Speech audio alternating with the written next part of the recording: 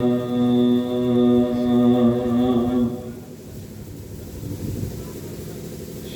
वाहिगुरु साहिब जी।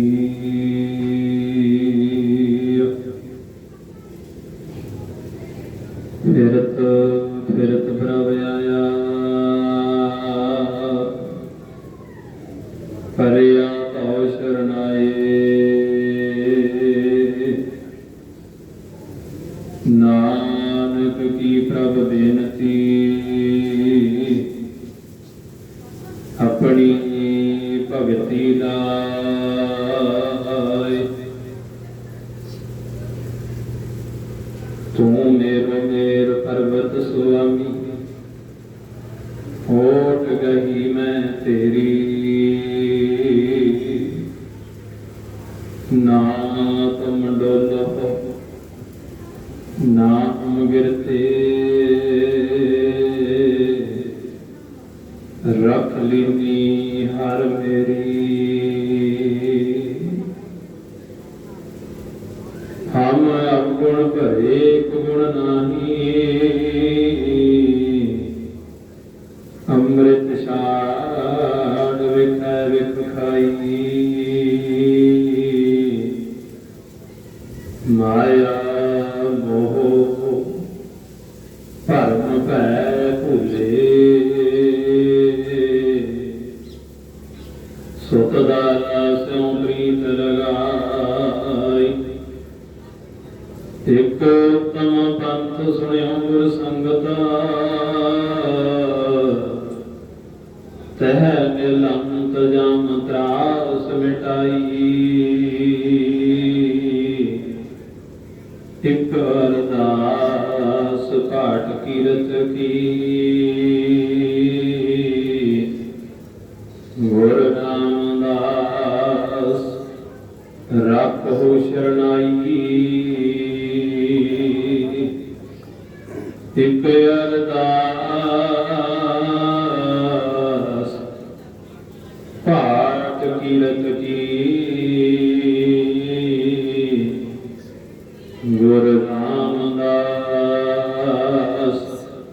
रखो शरणाई।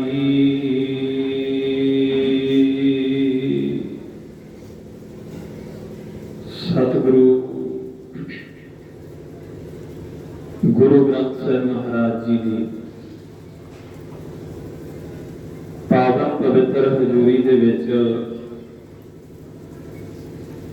जुड़ बैठी गुरु रूप गुरु खालसा गुरु पातशाह जी की साजी और निवाजी हुई साध संगत जी। आओ सब तो पहला धन गुरु ग्रंथ ਸਾਹਿਬ महाराज जी दे पावन पवित्र दरबार के अंदर लवाइए आपो अपनियां हाजरियां, अपनियां मनोवृत्तियां नूं करिए एकागर, चित्त नूं जोड़िए गुरु पातशाह जी दे सोहणे चरण कमलां दे नाल। दसवें पातशाह साहिब श्री गुरु गोबिंद सिंह साहिब महाराज जी वालों बख्शिश किया होया फतेह का नारा बुलंद करते हुए सारी संगत एक बार गज के बुलाओ फतेह जी। आपको वाहिगुरु जी का खालसा वाहिगुरु जी की फतेह।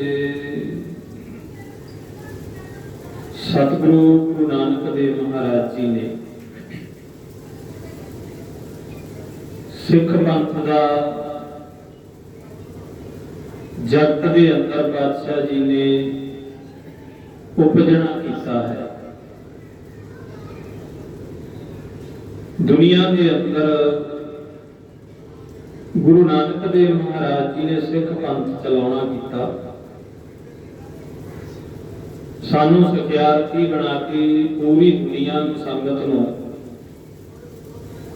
गुरु पातशाह जी ने सिख पंथ की रचना की। गुरु नानक देव महाराज जी के नाल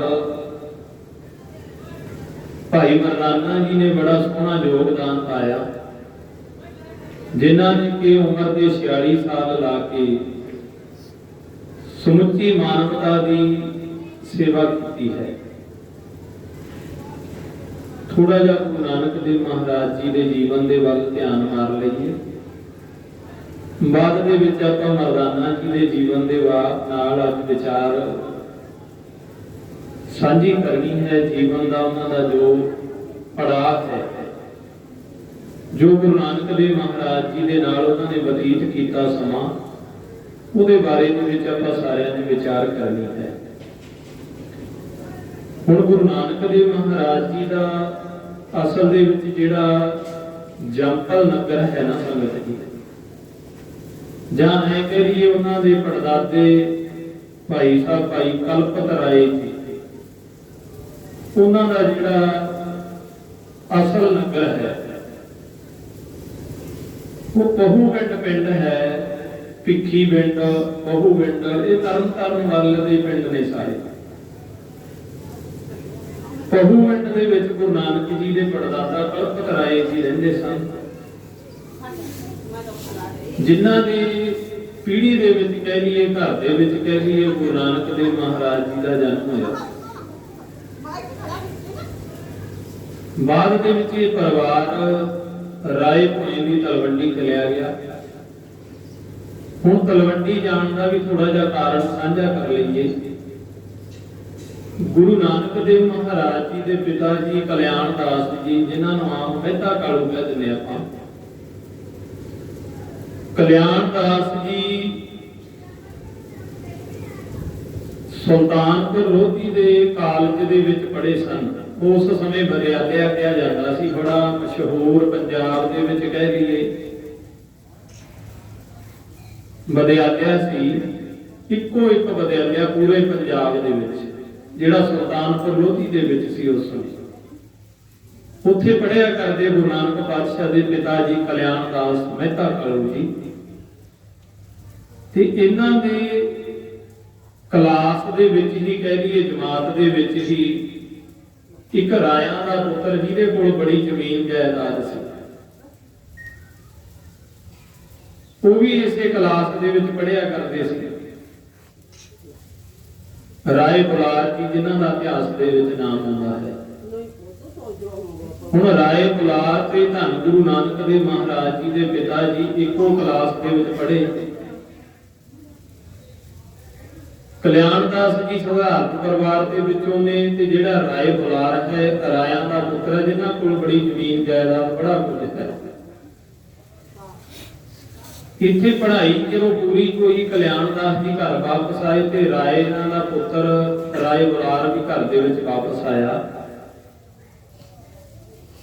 ਪਰ ਰਾਇਆਂ ਦੇ ਪੁੱਤਰ ਰਾਏ ਬੁਲਾਰ ਨੂੰ ਜਿਹੜੀ ਤਲਵੰਡੀ ਦੇ ਵਿੱਚ ਜ਼ਮੀਨ ਸੀ 37,000 ਏਕੜ ਜ਼ਮੀਨ, ਮੈਂ ਦੁਬਾਰਾ ਫਿਰ ਵਚਨ ਸਾਂਝਾ ਕਰ ਲਵਾਂ, 37,000 ਏਕੜ ਜ਼ਮੀਨ ਰਾਇਆਂ ਦੀ ਤਲਵੰਡੀ ਦੇ ਵਿੱਚ ਸੀ, ਜਿੱਥੇ ਕਿ ਅੱਜ ਆਪਾਂ ਨਨਕਾਣਾ ਸਾਹਿਬ ਕਹਿੰਦੇ ਆ। ਇਸ ਜਗ੍ਹਾ ਤੇ ਇੰਨੀ ਜ਼ਮੀਨ ਹੋਣ ਦੇ ਕਾਰਨ ਰਾਇਆਂ ਨੇ ਆਪਦੇ ਪੁੱਤਰ ਰਾਏ ਬੁਲਾਰ ਨੂੰ ਉਸ ਜਗ੍ਹਾ ਤੇ ਭੇਜ ਦਿੱਤਾ ਵੀ ਤੂੰ ਉਹ ਜਗ੍ਹਾ ਤੇ ਜਾ, ਉਸ ਜ਼ਮੀਨ ਦੀ ਰਖਵਾਲੀ ਕਰ, ਉੱਥੋਂ ਦੀ ਜ਼ਮੀਨ ਦੀ ਜਿੰਨੀ ਵੀ ਪੈਦਾਵਾਰ ਹੈ, ਕਮਾਈ ਹੈ, ਉਹਦਾ ਹਿਸਾਬ ਕਿਤਾਬ ਤੂੰ ਰੱਖਣਾ ਹੈ। ਰਾਏ ਬੁਲਾਰ ਨੇ ਕੁਝ ਸਾਲ ਇਕੱਲੇ ਨੇ ਬਤੀਤ ਕੀਤੇ। ਬਾਅਦ ਦੇ ਵਿੱਚ ਸੋਚਿਆ ਵੀ ਇੰਨਾ ਵੱਡਾ ਕਾਰੋਬਾਰ ਹੈ, 37,000 ਏਕੜ ਜ਼ਮੀਨ ਹੈ, ਇਹਦਾ ਹਿਸਾਬ ਕਿਤਾਬ ਰੱਖਣਾ ਮੇਰੇ ਇਕੱਲੇ ਦੇ ਵੱਸ ਦੀ ਗੱਲ ਨਹੀਂ। ਉਹਨਾਂ ਨੇ ਕਲਿਆਣ ਦਾਸ ਜੀ ਨਾਲ ਆਪਦੀ ਦੋਸਤੀ ਨੂੰ ਪਗਾਇਆ, ਆਪਦੀ ਮਿੱਤਰਤਾ ਨੂੰ ਪਗਾਉਂਦਿਆਂ ਸਧਾਰਨ ਪਰਿਵਾਰ ਦੇ ਪੁੱਤਰ ਨੂੰ ਕਲਿਆਣ ਦਾਸ ਨੂੰ ਤਲਵੰਡੀ ਵਿੱਚ ਬੁਲਾ ਲਿਆ।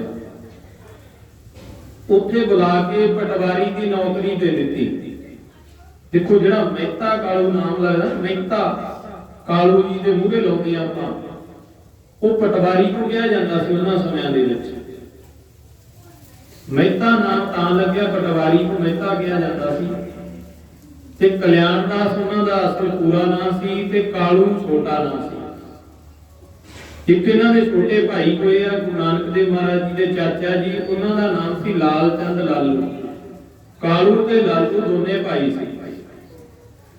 ਹੁਣ ਰਾਇਆਂ ਦੇ ਪੁੱਤਰ ਰਾਏ ਬੁਲਾਰ ਨੇ ਗੁਰੂ ਨਾਨਕ ਜੀ ਨੂੰ ਵਾਪਸ ਕਹਿ ਲਈਏ ਜਾਂ ਆਪਦੇ ਕੋਲ ਤਲਵੰਡੀ ਵਿੱਚ ਬੁਲਾਇਆ, ਤੂੰ ਮੇਰੇ ਘਰ ਦੇ ਵਿੱਚ ਆ ਕੇ ਮੇਰੇ ਰਾਜ ਭਾਗ ਦੇ ਵਿੱਚ ਤੂੰ ਨੌਕਰੀ ਕਰ ਲੈ, ਜਿੰਨੇ ਪੈਸੇ ਤੈਨੂੰ ਤਨਖਾਹ ਬਣਦੀ ਹੈ ਪਟਵਾਰੀ ਦੀ ਉਸ ਸਮੇਂ ਤੇ ਉਹ ਮੈਂ ਤੈਨੂੰ ਆਪਦੇ ਵੱਲੋਂ ਹਰ ਮਹੀਨੇ ਅਦਾ ਕਰਿਆ ਕਰਾਂਗਾ। ਤੇ ਗੁਰੂ ਨਾਨਕ ਪਾਤਸ਼ਾਹ ਜੀ ਦੇ ਪਿਤਾ ਕਲਿਆਣ ਦਾਸ ਜੀ ਚਲੇ ਗਏ। ਉਹਨਾਂ ਨੇ ਬੜੀ ਸੂਝਤਾ ਬੂਝਤਾ ਦੇ ਨਾਲ ਕਹਿ ਲਈਏ, ਬੜੀ ਸਚਾਈ ਦੇ ਨਾਲ, ਇਮਾਨਦਾਰੀ ਦੇ ਨਾਲ ਕਲਿਆਣ ਦਾਸ ਜੀ ਨੇ ਰਾਏ ਬੁਲਾਰ ਦੇ ਘਰ ਰਹਿ ਕੇ ਨੌਕਰੀ ਕੀਤੀ। ਹੁਣ ਇੱਥੇ ਰਹਿੰਦਿਆਂ ਰਹਿੰਦਿਆਂ ਹੀ ਮਾਤਾ ਤ੍ਰਿਪਤਾ ਜੀ ਦੀ ਸ਼ਾਦੀ ਹੋਈ ਕਲਿਆਣ ਦਾਸ ਜੀ ਦੇ ਨਾਲ। ਹੌਲੀ ਹੌਲੀ ਘਰ ਦੇ ਵਿੱਚ ਇੱਕ ਧੀ ਪੈਦਾ ਹੋਈ ਤੇ ਧੀ ਪੈਦਾ ਹੋਣ ਤੋਂ ਤਕਰੀਬਨ ਹੀ ਕਿਸੇ ਨੇ 9 ਸਾਲ ਕਿਹਾ, ਕਿਸੇ ਨੇ 10 ਸਾਲ, ਕਿਸੇ ਨੇ 12-13 ਸਾਲ ਵੀ ਕਿਹਾ। ਐਂ ਕਰੀਏ ਕਾਫੀ ਸਮੇਂ ਦੇ ਬਾਅਦ ਘਰ ਦੇ ਵਿੱਚ ਪੁੱਤਰ ਪੈਦਾ ਹੋਇਆ। ਮਹਾਂਪੁਰ ਇੱਕ ਦਿਨ ਦੀ ਵਾਰਤਾ ਹੈ, ਇਤਿਹਾਸ ਦੇ ਵਿੱਚੋਂ ਪੜ੍ਹੇ ਹੋਣਾ। ਪਹਿਲਾਂ ਸੰਗਤਾਂ ਨਾਲ ਇੱਕ ਗੱਲ ਸਾਂਝੀ ਕਰ ਲਵਾਂ। ਮੈਂ ਜਿੰਨੀ ਵੀ ਆਪ ਜੀ ਦੇ ਨਾਲ ਗੁਰੂ ਨਾਨਕ ਪਾਤਸ਼ਾਹ ਜੀ ਦੀ ਜਾਂ ਭਾਈ ਮਰਦਾਨਾ ਜੀ ਦੀ ਵਾਰਤਾ ਸਾਂਝੀ ਕਰਾਂਗਾ ਨਾ, ਇਹ ਬਾਲੇ ਵਾਲੀ ਸਾਖੀ ਦੇ ਵਿੱਚੋਂ ਸਾਂਝੀ ਕਰਾਂਗਾ। ਦੇਖੋ ਕਈ ਸੰਗਤਾਂ ਇਦਾਂ ਦੇ ਸਵਾਲ ਵੀ ਕਰਨੀਆਂ। ਸਾਡਾ ਚਲੋ ਰੋਜ਼ ਦਾ ਗੁਰੂ ਪਾਤਸ਼ਾਹ ਨੇ ਇੱਧਰ ਡਿਊਟੀ ਲਾਈ ਹੈ, ਦਰ ਤੇ ਕੁੱਕਰ ਬਣਾਇਆ ਹੋਇਆ। ਕਈ ਸੰਗਤਾਂ ਇਦਾਂ ਦੀਆਂ ਵੀ ਮਿਲ ਜਾਂਦੀਆਂ, ਜੀ ਬਾਲਾ ਤਾਂ ਗੁਰੂ ਨਾਨਕ ਜੀ ਦੇ ਨਾਲ ਹੋਏ ਹੀ ਨਹੀਂ, ਤੁਸੀਂ ਬਾਲੇ ਵਾਲੀ ਸਾਖੀ ਕਿੱਥੋਂ ਸੁਣਾਤੀ। ਦੇਖੋ ਜਦੋਂ ਕੌਡੇ ਰਾਖਸ਼ ਨੇ ਗੁਰੂ ਨਾਨਕ ਜੀ ਦੇ ਪਿਆਰੇ ਭਾਈ ਮਰਦਾਨੇ ਨੂੰ ਘੇਰ ਲਿਆ ਸੀ ਨਾ, ਫੜ ਲਿਆ ਸੀ, ਉਦੋਂ ਜਿੰਨੀ ਵਾਰਤਾ ਹੋਈ ਹੈ ਗੁਰੂ ਨਾਨਕ ਜੀ ਦੇ ਨਾਲ ਬਾਲੇ ਜੀ ਦੀ ਹੋਈ ਹੈ। ਇੱਥੋਂ ਸਮਝ ਪੈਂਦੀ ਹੈ। ਬਾਲੇ ਨੂੰ ਵੀ ਗੁਰੂ ਨਾਨਕ ਨੇ ਕਿਹਾ ਸੀ, ਬਾਲਿਆ ਮੇਰਾ ਪਿਆਰਾ ਕਿਸੇ ਖਤਰੇ ਦੇ ਵਿੱਚ ਹੈ, ਮੈਨੂੰ ਦਿਖ ਰਿਹਾ ਹੈ। ਤੇ ਭਾਈ ਬਾਲੇ ਜੀ ਨੇ ਗੁਰੂ ਨਾਨਕ ਜੀ ਨੂੰ ਕਿਹਾ ਸੀ, ਚਲੋ ਛੱਡੋ ਮਹਾਰਾਜ, ਇਹਦੇ ਤਾਂ ਰੋਜ਼ ਦਾ ਹੀ ਕੰਮ ਹੈ, ਇਹ ਚਲਿਆ ਜਾਂਦਾ ਤਾਂ ਤੁਸੀਂ ਰੋਕ ਦਿਓ, ਫਿਰ ਵੀ ਨਹੀਂ ਰੁਕਦਾ। ਦੇਖੋ ਇਤਿਹਾਸ ਤੇ ਪੁਆਇੰਟ ਉਹ ਉਠਾਉਂਦਾ ਹੁੰਦਾ, ਉਂਗਲਾਂ ਉਹ ਉਠਾਉਂਦਾ ਹੁੰਦਾ ਜਿਹਨੂੰ ਗੁਰੂ ਤੇ ਭਰੋਸਾ ਨਾ ਹੋਵੇ, ਵਿਸ਼ਵਾਸ ਨਾ ਹੋਵੇ। ਮੈਂ ਇੱਕ ਦਿਨ ਸਟੇਜ ਤੋਂ ਕਥਾ ਕਰੀ ਜਾਵਾਂ, ਮੈਂ ਇੱਕ ਬੇਨਤੀ ਬੋਲੀ ਗੁਰੂ ਨਾਨਕ ਜੀ ਦੇ ਗੁਰਤਾ ਗਤੀ ਸੌਂਪਣ ਵੇਲੇ ਦੀ ਭਾਵਨਾ ਜਿਹੜੀ ਉਦੋਂ ਗੁਰਸਿੱਖਾਂ ਦੇ ਵਿੱਚ ਸੀ, ਜਿਹੜੀ ਵਾਰਤਾ ਸੀ। ਉੱਥੇ ਕੀ ਬੋਲਿਆ ਕਿ ਗੁਰੂ ਨਾਨਕ ਪਾਤਸ਼ਾਹ ਜੀ ਨੇ ਆਪਣੇ ਪਿਆਰੇ ਭਾਈ ਲਹਿਣੇ ਨੂੰ ਕਿਹਾ ਸੀ, ਲਹਿਣਿਆ ਦਰਖਤ ਹਨੂਣ ਤੇ ਮਠਿਆਈਆਂ ਨਿਕਲਣੀਆਂ। ਮੈਂ ਗੱਲ ਪਹਿਲਾਂ ਤਾਂ ਸਾਂਝੀ ਕਰਨ ਲੱਗ ਪਿਆ ਵੀ ਦੇਖੋ ਅਸੀਂ ਗੁਰੂ ਦੇ ਕਿਸੇ ਕੀਤੇ ਤੇ ਸ਼ੰਕਾ ਨਹੀਂ ਕਰਦੇ।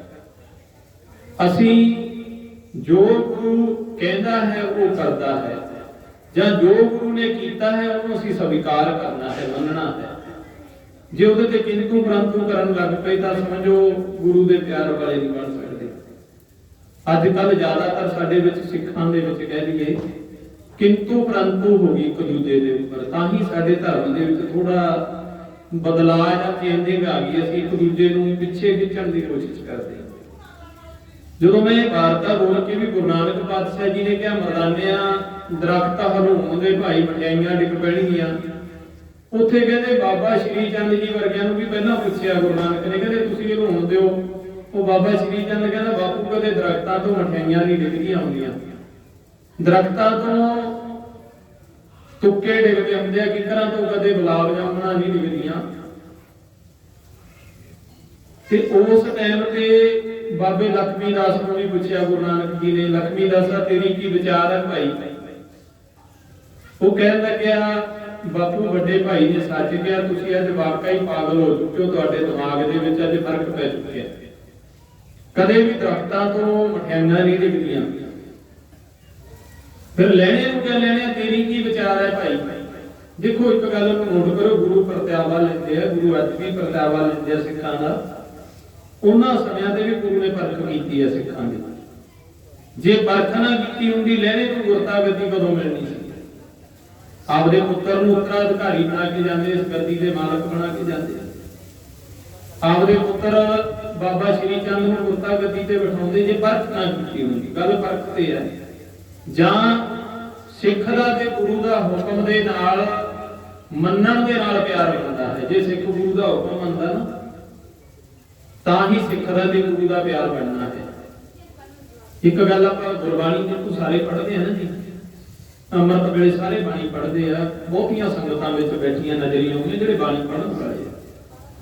ਪਰ ਮਾਫ ਕਰੇ ਗੁੱਸਾ ਨਾ ਮਨਾਇਓ ਜੇ ਅਸੀਂ ਬਾਣੀ ਪੜ੍ਹਦੇ ਹੀ ਹਾਂ, ਬਾਣੀ ਨੂੰ ਸਮਝਣ ਦੀ ਕੋਸ਼ਿਸ਼ ਨਹੀਂ ਕਰਦੇ। ਮੈਂ ਵੀ ਜੀਵਨ ਇਦਾਂ ਦਾ ਬਤੀਤ ਕੀਤਾ ਹੈ, 10-15 ਸਾਲ ਜੀਵਨ ਦੇ ਇਕੱਲੇ ਬਾਣੀ ਨੂੰ ਪੜ੍ਹਨ ਦੇ ਵਿੱਚ ਹੀ ਲਾ ਦਿੱਤੇ। ਆਪ ਨਗਰ ਨੇ ਦੇਖਿਆ ਗੁਰੂ ਪਾਤਸ਼ਾਹ ਜੀ ਨੇ ਸਮਝ ਬਖਸ਼ੀ, ਹੁਣ ਉਹਨੂੰ ਸਮਝਣ ਦੀ ਕੋਸ਼ਿਸ਼ ਕਰੀਦੀ ਹੈ ਜਿੰਨਾ ਹੋ ਸਕੇ। ਗੁਰਬਾਣੀ ਨੂੰ ਜਿੰਨਾ ਚਿਰ ਸਮਝਦੇ ਨਹੀਂ ਨਾ, ਉਹਨਾਂ ਚਿਰ ਕੋਈ ਵੀ ਗੱਲ ਪੱਲੇ ਦੇ ਵਿੱਚ ਨਹੀਂ ਪੈਂਦੀ। ਗੁਰੂ ਗ੍ਰੰਥ ਸਾਹਿਬ ਜੀ ਨੂੰ ਕੱਲਾ ਮੱਥਾ ਟੇਕਣ ਨਾਲ ਗੁਰੂ ਕੁਛ ਨਹੀਂ ਹੁੰਦਾ ਸੰਗਤ ਜੀ, ਉਹਨੂੰ ਸਮਝਣ ਨਾਲ ਹੀ ਗੁਰੂ ਨੇ ਕੁਛ ਹੋਣਾ। ਜਿੱਦੇ ਉਹਦੀ ਅਸੀਂ ਸਮਝ ਲੈਣੀ ਨਾ, ਉਹਨਾਂ ਤੋਂ ਗਿਆਨ ਲੈ ਲਿਆ। ਗੁਰੂ ਨਾਨਕ ਜੀ ਨੇ ਕੀ ਕੀਤਾ, ਸਾਡੇ ਵਿੱਚ ਏਡਾ ਵੱਡਾ ਸੋਮਾ ਗੁਰਬਾਣੀ ਦਾ ਪ੍ਰਕਾਸ਼ ਕਿਉਂ ਰੱਖਿਆ ਵੀ ਇਹਨਾਂ ਨੂੰ ਸਿੱਖਿਆ ਮਿਲ ਜਾਵੇ। ਸਿੱਖ ਦਾ ਮਤਲਬ ਕੀ ਹੈ, ਸਿੱਖਿਆ ਲੈਣ ਵਾਲਾ, ਸਿੱਖਿਆਰਥੀ। ਤੇ ਸਿੱਖਿਆ ਸਾਨੂੰ ਕਿੱਥੋਂ ਮਿਲਣੀ ਹੈ, ਤੁਹਾਨੂੰ ਗੁਰੂ ਗ੍ਰੰਥ ਸਾਹਿਬ ਮਹਾਰਾਜ ਜੀ ਦੇ ਵਿੱਚੋਂ, ਕਿਉਂਕਿ ਸਮਝਣਾ ਹੈ ਗੁਰਬਾਣੀ। ਹੁਣ ਗੁਰੂ ਜੀ ਕੀ ਕਹਿੰਦੇ, ਹੁਕਮ ਹੈ ਅੰਦਰ ਸਭ ਕੋ, ਪੜ੍ਹਦੇ ਨਾ ਜੀ ਸੁਖਮਨੀ ਸਾਹਿਬ ਦੇ ਵਿੱਚ, ਮਾਫ ਕਰਨਾ ਜਪਜੀ ਸਾਹਿਬ ਦੇ ਵਿੱਚ, ਹੁਕਮ ਹੈ ਅੰਦਰ ਸਭ ਕੋ ਬਾਹਰ ਹੁਕਮ ਨਾ ਕੋਏ, ਨਾਨਕ ਹੁਕਮ ਹੈ ਜੇ ਬੁਝੈ। ਜਿਹਨੇ ਗੁਰੂ ਦੇ ਹੁਕਮ ਨੂੰ ਪਛਾਣ ਲਿਆ, ਜਾਂ ਲਫ਼ਜ਼ ਲੈ ਲੈਂਦੇ ਆ, ਸ਼ਬਦ ਲੈ ਲੈਂਦੇ ਆ ਆਨੰਦ ਸਾਹਿਬ ਦੀ ਬਾਣੀ ਦੇ ਵਿੱਚੋਂ। ਮਹਾਰਾਜ ਜੀ ਕਹਿੰਦੇ ਤਨ ਮਨ ਧਨ ਸਭ ਸੌਂਪ ਗੁਰ ਕੋ, ਹੁਕਮ ਮੰਨਿਆ। ਅਗਲਾ ਸ਼ਬਦ ਗੁਰੂ ਜੀ ਦਾ ਪੜ੍ਹ ਲਓ, ਹੁਕਮ ਮੰਨਿਆ ਪਈਆ। ਹੁਣ ਗੁਰੂ ਨੂੰ ਪਾਉਣ ਵਾਸਤੇ ਕੀ ਮੰਨਣਾ ਪਊਗਾ, ਹੁਕਮ ਮੰਨਣਾ ਨਾ ਜੀ। ਤੇ ਜਿਨ੍ਹਾਂ ਨੇ ਹੁਕਮ ਮੰਨਿਆ ਉਹਨਾਂ ਨੇ ਗੁਰੂ ਨੂੰ ਪਾਇਆ, ਜਿਨ੍ਹਾਂ ਨੇ ਹੁਕਮ ਨਹੀਂ ਮੰਨਿਆ ਗੁਰੂ ਉਹਨਾਂ ਤੇ ਨਹੀਂ ਖੁਸ਼ ਹੋਇਆ। ਬਾਬਾ ਸ਼੍ਰੀ ਚੰਦ ਦੇ ਲਖਮੀ ਦਾਸ ਜੀ, ਉਹਨਾਂ ਦੇ ਜੀਵਨ ਬਾਰੇ ਬੋਲਣ ਦੀ ਆਪਣੀ ਔਕਾਤ ਨਹੀਂ ਹੈ। ਗੁਰੂ ਨਾਨਕ ਜੀ ਦੇ ਘਰ ਦੇ ਵਿੱਚ ਜਿਨ੍ਹਾਂ ਨੇ ਪ੍ਰਕਾਸ਼ ਕੀਤਾ ਲਿਆ ਜਾਂ ਜਨਮ ਲਿਆ ਗਿਆ, ਕੋਈ ਮਾਮੂਲੀ ਗੱਲ ਨਹੀਂ ਸੀ। ਬ੍ਰਹਮ ਦੇ ਘਰੇ, ਰੱਬ ਦੇ ਘਰੇ ਜੰਮਣਾ, ਪਰ ਜੀਵਨ ਦੇ ਵਿੱਚ ਘਾਟ ਇਹ ਰਹੇਗੀ, ਹੁਕਮ ਨਹੀਂ ਮੰਨਿਆ ਗੁਰਾਂ ਨੇ। ਤੇ ਅੱਜ ਜਦੋਂ ਘਾਟ ਇਹ ਰਹੇਗੀ ਨਾ ਜੀ, ਹੁਕਮ ਨਹੀਂ ਮੰਨਿਆ, ਤੇ ਬਾਬੇ ਨੇ ਫਿਰ ਲਾਸਟ ਤੇ 12 ਬੱਚੇ ਗੁਰੂ ਨਾਨਕ ਜੀ ਨੇ ਪਾਏ ਸੀ ਉਹਦੇ ਪੁੱਤਰਾਂ ਦੇ ਤੇ ਲਹਿਣੇ ਤੇ, ਚੱਲਦਿਆਂ ਚੱਲਦਿਆਂ ਦੁਨਿਆਵੀ ਤੌਰ ਤੇ ਵੀ ਦੇਖੋ ਬੜੇ ਵਾਰ ਭਗਤਾ ਬਾਪੂ ਨੇ ਕੀਤੀ ਹੈ ਆਪਦੇ ਸਿੱਖਾਂ ਦੀ। ਪਰ ਉਸ ਦਿਨ ਬਾਪੂ ਗੁਰੂ ਨਾਨਕ ਨੇ ਕੀ ਪਰਖ ਪਾਈ ਹੈ, ਕਹਿੰਦੇ ਅੱਜ ਦਰਖਤਾਂ ਤੋਂ ਮਠਾਈਆਂ ਹਲੂਣ ਕੇ ਸਿੱਟਣੀਆਂ। ਪਹਿਲਾਂ ਪੈਸਿਆਂ ਦੀ ਵੀ ਵਰਖਾ ਕੀਤੀ, ਜਿਹੜੇ ਮੇਰੇ ਅੱਗੇ ਪੈਸਿਆਂ ਤੱਕ ਦੀ ਕੀਮਤ ਸੀ ਉਹ ਲੈ ਕੇ ਮੁੜਾਏ ਜੀ ਵਾਪਸ। ਇਹਨਾਂ ਗੱਲਾਂ ਤੇ ਸ਼ੰਕਾ ਨਹੀਂ ਕਰਨੀ ਗੁਰੂ ਦੇ ਪਿਆਰਿਓ। ਇੱਕ ਗੱਲ ਨੂੰ ਮੇਰੀ ਨੂੰ ਨੋਟ ਕਰ ਲਿਓ, ਜੇ ਗੁਰੂ ਦੀਆਂ ਇਹ ਗੱਲਾਂ ਤੇ ਸ਼ੰਕਾ ਕਰਕੇ ਗੁਰੂ ਨੂੰ ਖੁਸ਼ ਨਹੀਂ ਕਰ ਸਕਦੇ। ਆਪਾਂ ਗੁਰੂ ਨਾਨਕ ਨੂੰ ਖੁਸ਼ ਕਰਨਾ ਹੈ। ਮੈਂ ਬੇਨਤੀ ਕਰਾਂ ਭੈਣਾਂ ਨੂੰ, ਭੈਣੋ ਇੱਕੋ ਹੀ ਘੰਟਾ ਮੈਨੂੰ ਗੁਰੂ ਨੇ ਬਖਸ਼ਿਆ, ਆਪ ਜੀ ਦੇ ਚਰਨ ਝਾੜਨ ਦਾ। ਬੇਨਤੀ ਹੈ ਬੋਲੋ। ਜਦੋਂ ਆਪ ਜੀ ਬੋਲ ਲੈਣ ਨਾ, ਤੁਸੀਂ ਮੇਰੀ ਜਗ੍ਹਾ ਤੇ ਬੈਠੇ ਹੋ, ਮੈਂ ਵਡਿਆਈ ਨਹੀਂ ਕੋਈ ਕਰਦਾ। ਕਨੈਕਸ਼ਨ ਗੁਰੂ ਗ੍ਰੰਥ ਸਾਹਿਬ ਮਹਾਰਾਜ ਜੀ ਨਾਲ ਜੁੜਿਆ, ਉਹ ਬੁਲਾਉਂਦੇ ਆ ਤਾਂ ਮੈਂ ਬੋਲਦਾ, ਮੇਰੀ ਔਕਾਤ ਨਹੀਂ ਹੈ ਬੋਲਣ ਦੀ। ਜਦੋਂ ਤੁਸੀਂ ਆਪ ਸੰਗਤ ਬੋਲਦੇ ਹੋ, ਮੇਰੀ ਉਤੋਂ ਕਨੈਕਸ਼ਨ ਟੁੱਟ ਜਾਂਦਾ ਪਾਤਸ਼ਾਹ ਨਾਲ, ਅਗਲੀ ਗੱਲ ਸਮਝ ਨਹੀਂ ਪੈਂਦੀ। ਫਿਰ ਇਸ ਕਰਕੇ ਬੇਨਤੀ ਆਪ ਜੀ ਦੇ ਚਰਨਾਂ 'ਚ ਆਵਾਜ਼ ਨਾ ਆਵੇ, ਸੁਣੋ ਗੁਰੂ ਗ੍ਰੰਥ ਸਾਹਿਬ ਮਹਾਰਾਜ ਜੀ ਦੀਆਂ ਬਾਣੀ ਦੀਆਂ ਗੱਲਾਂ। ਹੁਣ ਜਦੋਂ ਇਹ ਗੱਲ ਕਹੀ ਬਾਬਾ ਸ਼੍ਰੀ ਚੰਦ ਜੀ ਵਰਗਿਆਂ ਨੇ ਜਵਾਬ ਦਿੱਤਾ, ਬਾਪੂ ਤੇਰੇ ਆਖੇ ਨਹੀਂ ਲੱਗਣਾ। ਭਾਈ ਲੈਣੇ ਜਿਹਨੂੰ ਗੱਲ ਲੈਣਾ, ਤੂੰ ਕੀ ਸਮਝਦਾ ਭਾਈ, ਤੇਰਾ ਕੀ ਮੰਨਣ ਦਾ ਹੈ ਮਨ? ਲੈਣਾ ਕਹਿੰਦਾ ਬਾਪੂ ਬਿਲਕੁਲ ਮੰਨਣ ਦਾ ਮਨ ਹੈ, ਮੈਂ ਤੁਹਾਡੀ ਗੱਲ ਨੂੰ ਟਾਲਦਾ ਨਹੀਂ, ਜਿਵੇਂ ਤੁਸੀਂ ਕਹਿੰਦਾ ਮੈਨੂੰ ਹੁਕਮ ਮਨਜ਼ੂਰ ਹੈ। ਦਰਖਤ ਤੇ ਚੜਿਆ, ਜਦੋਂ ਹਰੂਣਾ ਮਾਰ ਲੱਗੇ ਨਾ, ਬਾਬਾ ਸ਼੍ਰੀ ਚੰਦ ਨੇ ਆਵਾਜ਼ ਦਿੱਤੀ, ਉਹ ਕਮਲਿਆ ਲੈਣਿਆ, ਸਾਡਾ ਬਾਪੂ ਦਾ ਕਮਲਾ ਹੋਇਆ, ਜਦੋਂ ਵੀ ਕਮਲਾ ਹੋਇਆ। ਕਦੇ ਦਰਖਤਾਂ ਤੋਂ ਮਠਾਈਆਂ ਡਿੱਗਣੀਆਂ ਦੇਖੀਆਂ? ਅੱਗੋਂ ਭਾਈ ਲੈਣੇ ਤੇ ਪਤਾ ਨਿਮਰਤਾ ਨਾਲ ਕੀ ਕਿਹਾ ਸੀ। ਲੈਣਾ ਕਹਿੰਦਾ ਭਲਿਆ ਬਾਬਾ ਸ਼੍ਰੀ ਚੰਦਾ, ਤੂੰ ਮੇਰੇ ਬਾਪੂ ਦਾ ਪੁੱਤਰ ਹੈ ਵੱਡਾ, ਤੂੰ ਮੇਰੇ ਗੁਰੂ ਦਾ ਪੁੱਤਰ ਹੈ, ਮੇਰਾ ਵੱਡਾ ਭਾਈ ਹੈ, ਪਰ ਮੈਂ ਇੱਕ ਗੱਲ ਤੈਨੂੰ ਸਮਝਾ ਦੇਵਾਂ, ਮੇਰੀ ਡਿਊਟੀ ਗੁਰੂ ਨਾਨਕ ਨੇ ਲਾਈ ਹੈ ਕੱਲਾ ਹਰੂਣਾ ਦੇਣ ਦੀ। ਮੈਨੂੰ ਨਹੀਂ ਪਤਾ ਗੁਰੂ ਨਾਨਕ ਦੇ ਤੋਂ ਤੁਰਕੇ ਡੇਗੇਗਾ ਜਾਂ ਗੁਰੂ ਨਾਨਕ ਦੇ ਤੋਂ ਮਠਾਈਆਂ ਡੇਗੇਗਾ, ਮੇਰੀ ਤਾਂ ਡਿਊਟੀ ਕੇਵਲ ਤੇ ਕੇਵਲ ਸਿਰਫ ਹਰੂਣਾ ਮਾਰਨ ਦੀ, ਅੱਗੇ ਗੁਰੂ ਨਾਨਕ ਜੀ ਜਾਣਦੇ ਆ। ਇਹ ਵਿਸ਼ਵਾਸ ਲੈਣੇ ਦਾ ਗੁਰਤਾ ਗੱਦੀ ਲੈ ਗਿਆ ਜੀ ਗੁਰੂ ਨਾਨਕ ਜੀ ਦੇ ਕੋਲ। ਮੈਂ ਨਾਲ ਦੀ ਨਾਲ ਥੋੜੀ ਜਿਹੀ ਵਾਰਤਾ ਅੱਗੇ ਗੁਰੂ ਨਾਨਕ ਜੀ ਦੇ ਜੀਵਨ ਤੋਂ ਸਾਂਝੀ ਕਰ ਲਵਾਂ। ਫਿਰ ਭਾਈ ਮਰਦਾਨੇ ਜੀ ਦਾ ਜੀਵਨ ਅੱਜ ਮੇਰੇ ਮਨ ਚ ਆਇਆ ਵੀ ਹਰ ਇੱਕ ਨੂੰ ਆਪਾਂ ਸਤਿਕਾਰੀ ਜਾਂਦੇ ਆ। ਆਪਾਂ ਕਹਿੰਦੇ ਆ ਜੀ ਦੇਖੋ ਗੁਰੂ ਨਾਨਕ ਜੀ ਦੀ ਵੀ ਵਡਿਆਈ ਬੜੀਆਂ ਸਟੇਜਾਂ ਤੋਂ ਕੀਤੀ ਹੈ। ਐਂ ਕਰੀ ਕਿ 10 ਪਾਤਸ਼ਾਹੀਆਂ ਦੀ ਧੰਨ ਗੁਰੂ ਗ੍ਰੰਥ ਸਾਹਿਬ ਮਹਾਰਾਜ ਜੀ ਤੱਕ बड़े विद्वानां ने, बड़े प्रचारकां ने वडियाई कर ली, पर मर्दाने जी की वडियाई कदे नहीं सुनी। अज आपां ओह रब दे प्यारे गुरु नानक दे यार नूं, गुरु नानक जी दे सज्जण मित्र प्यारे नूं याद करांगे, उन्हां दा जीवन देखांगे कितना वधिया जीवन रहा। 46 साल जिन्हां ने गुरु नानक जी दे नाल ही गुजारे, सब तो वध जिहने जीवन दे विचों उमर गुरु नानक जी दे नाल रह के गुजारी, सब तो वध जिहने प्यार किया गुरु नानक नूं, गुरु नानक दा प्यार लिया, सब तो वध जिहने गुरु नानक जी नूं सत्कारिया ते गुरु नानक दे नाल दिन रात गुजारी, वो है 46 साल उमर। 46 साल उमर गुजारी है गुरु नानक जी दे नाल। मैं आप जी दे नाल वो इतिहास भी साझा करांगा, थोड़ी जी बात है। हुण बाबा श्री चंद जी ने जो इदां गुरु नानक जी दे 12 वचन नाम ने, वो 12 दे विचों सारे लहणे ने मन लए ते गुरु नानक ने गुरता गद्दी ते लहणे नूं बिठा के कह दिता, लहणिया तेरे नाल भाई वचन होया सी किसी दिन तू लेना ते मैं देना, अज देण दा वक्त आ गया, अज गुरता गद्दी तैनूं सौंपण लग्या। पुत्रां ने इनका भी कीती सी। उस समय ते संगत जी बाबा श्री चंद ने 5 पातशाहियां दे दर्शन कीते। पहले गुरु नानक जी को लेके 5वें गुरु अर्जन देव महाराज जी तक बाबा श्री चंद जी की आरजू रही है, उमर रही है शरीर करके।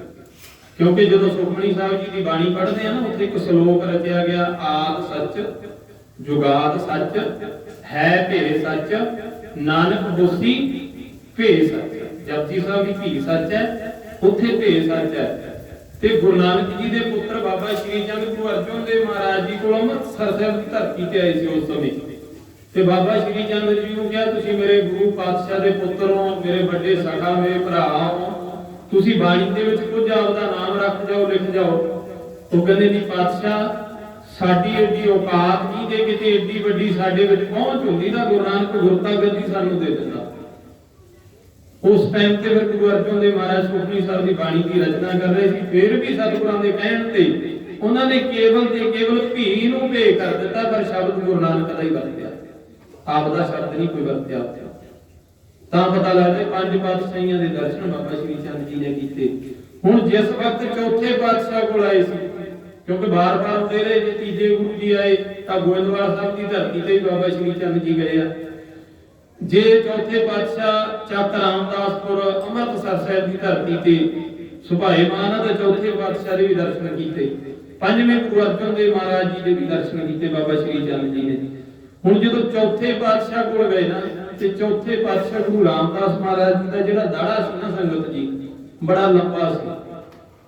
ऐ कह के जो बैठ जांदे, बैठिਆਂ ਦੇ बुक्कल ਦੇ ਵਿੱਚ दाड़ा लग ਜਾਂਦਾ ਸੀ, इधर लंबे केस सी दाढ़ी ते।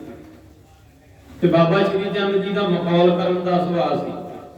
ਬਾਬਾ ਸ਼੍ਰੀ ਚੰਦ ਜੀ ਗੁਰੂ ਰਾਮਦਾਸ ਮਹਾਰਾਜ ਜੀ ਨੂੰ ਕਹਿੰਦੇ, ਗੁਰੂ ਰਾਮਦਾਸ ਮਹਾਰਾਜ ਸਤਿਗੁਰੂ ਜੀ ਇੱਕ ਬੇਨਤੀ ਕਰਾਂ।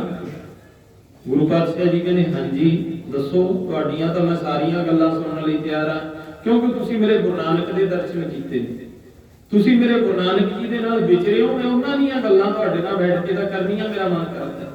ਉਹ ਕਹਿੰਦੇ ਨਹੀਂ, ਪਹਿਲਾਂ ਮੇਰੀ ਗੱਲ ਨੂੰ ਇੱਕ ਨੂੰ ਸੁਣੋ। ਕਹਿੰਦੇ ਸੁਣਾਓ। कहना तुसी दाड़ा एडा कादे नहीं कीता होया लंबा। देखो सुनो, जेडे नौजवान वीर पततपना करते हैं ना जी, केसां दी बेअदबी जां भैणां भी करदियां, गुस्सा ना मनाइओ, वो गुरु नानक दे वचन नूं सुनो। गुरु नानक जी दे वचन दे विच 2 वार दाड़े दा सत्कार आऊगा। तुसी कदे गुरु नानक ने भी दाड़ा रखण नूं किहा, सिखां नूं केस रखण नूं किहा, कल्ले 10वें पातशाह ने नहीं कह दिता साबत सूरत दस्तार सिरा, कल्ले गुरु नानक दे 10वें स्वरूप ने नहीं कहा, गुरु नानक जी ने खुद कहा। उन्होंने भी मरदाने हो गया सी। मैं आप जी नाल वो वचन साझे करूंगा। हुण जदों गुरु रामदास महाराज जी बाबा श्री चंद जी मखौल दे विच कहंदे महाराज दाड़ा एडा लंबा काहदे नहीं कीता होया भला। ते धन गुरु रामदास महाराज जी अपने आसन तो उठे ते सतगुरां ने दाड़ा फड़िया दोवें हत्थां दे नाल, बाबा श्री चंद जी दे चरनां वल नूं दाड़ा लेके चल पे, नीवें होण लग पए उन्हां मूहरे।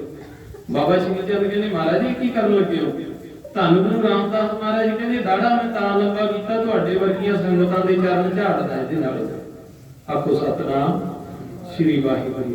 गुरु पदवी ते हुंदे होया भी एडी वड्डी निमरता, कहते तुहाडे वर्गियां संगतां दे चरण झाड़न लई दाड़ा लंबा कीता। ते बाबा श्री चंद दे अखां 'च विराग दा पानी आ गया।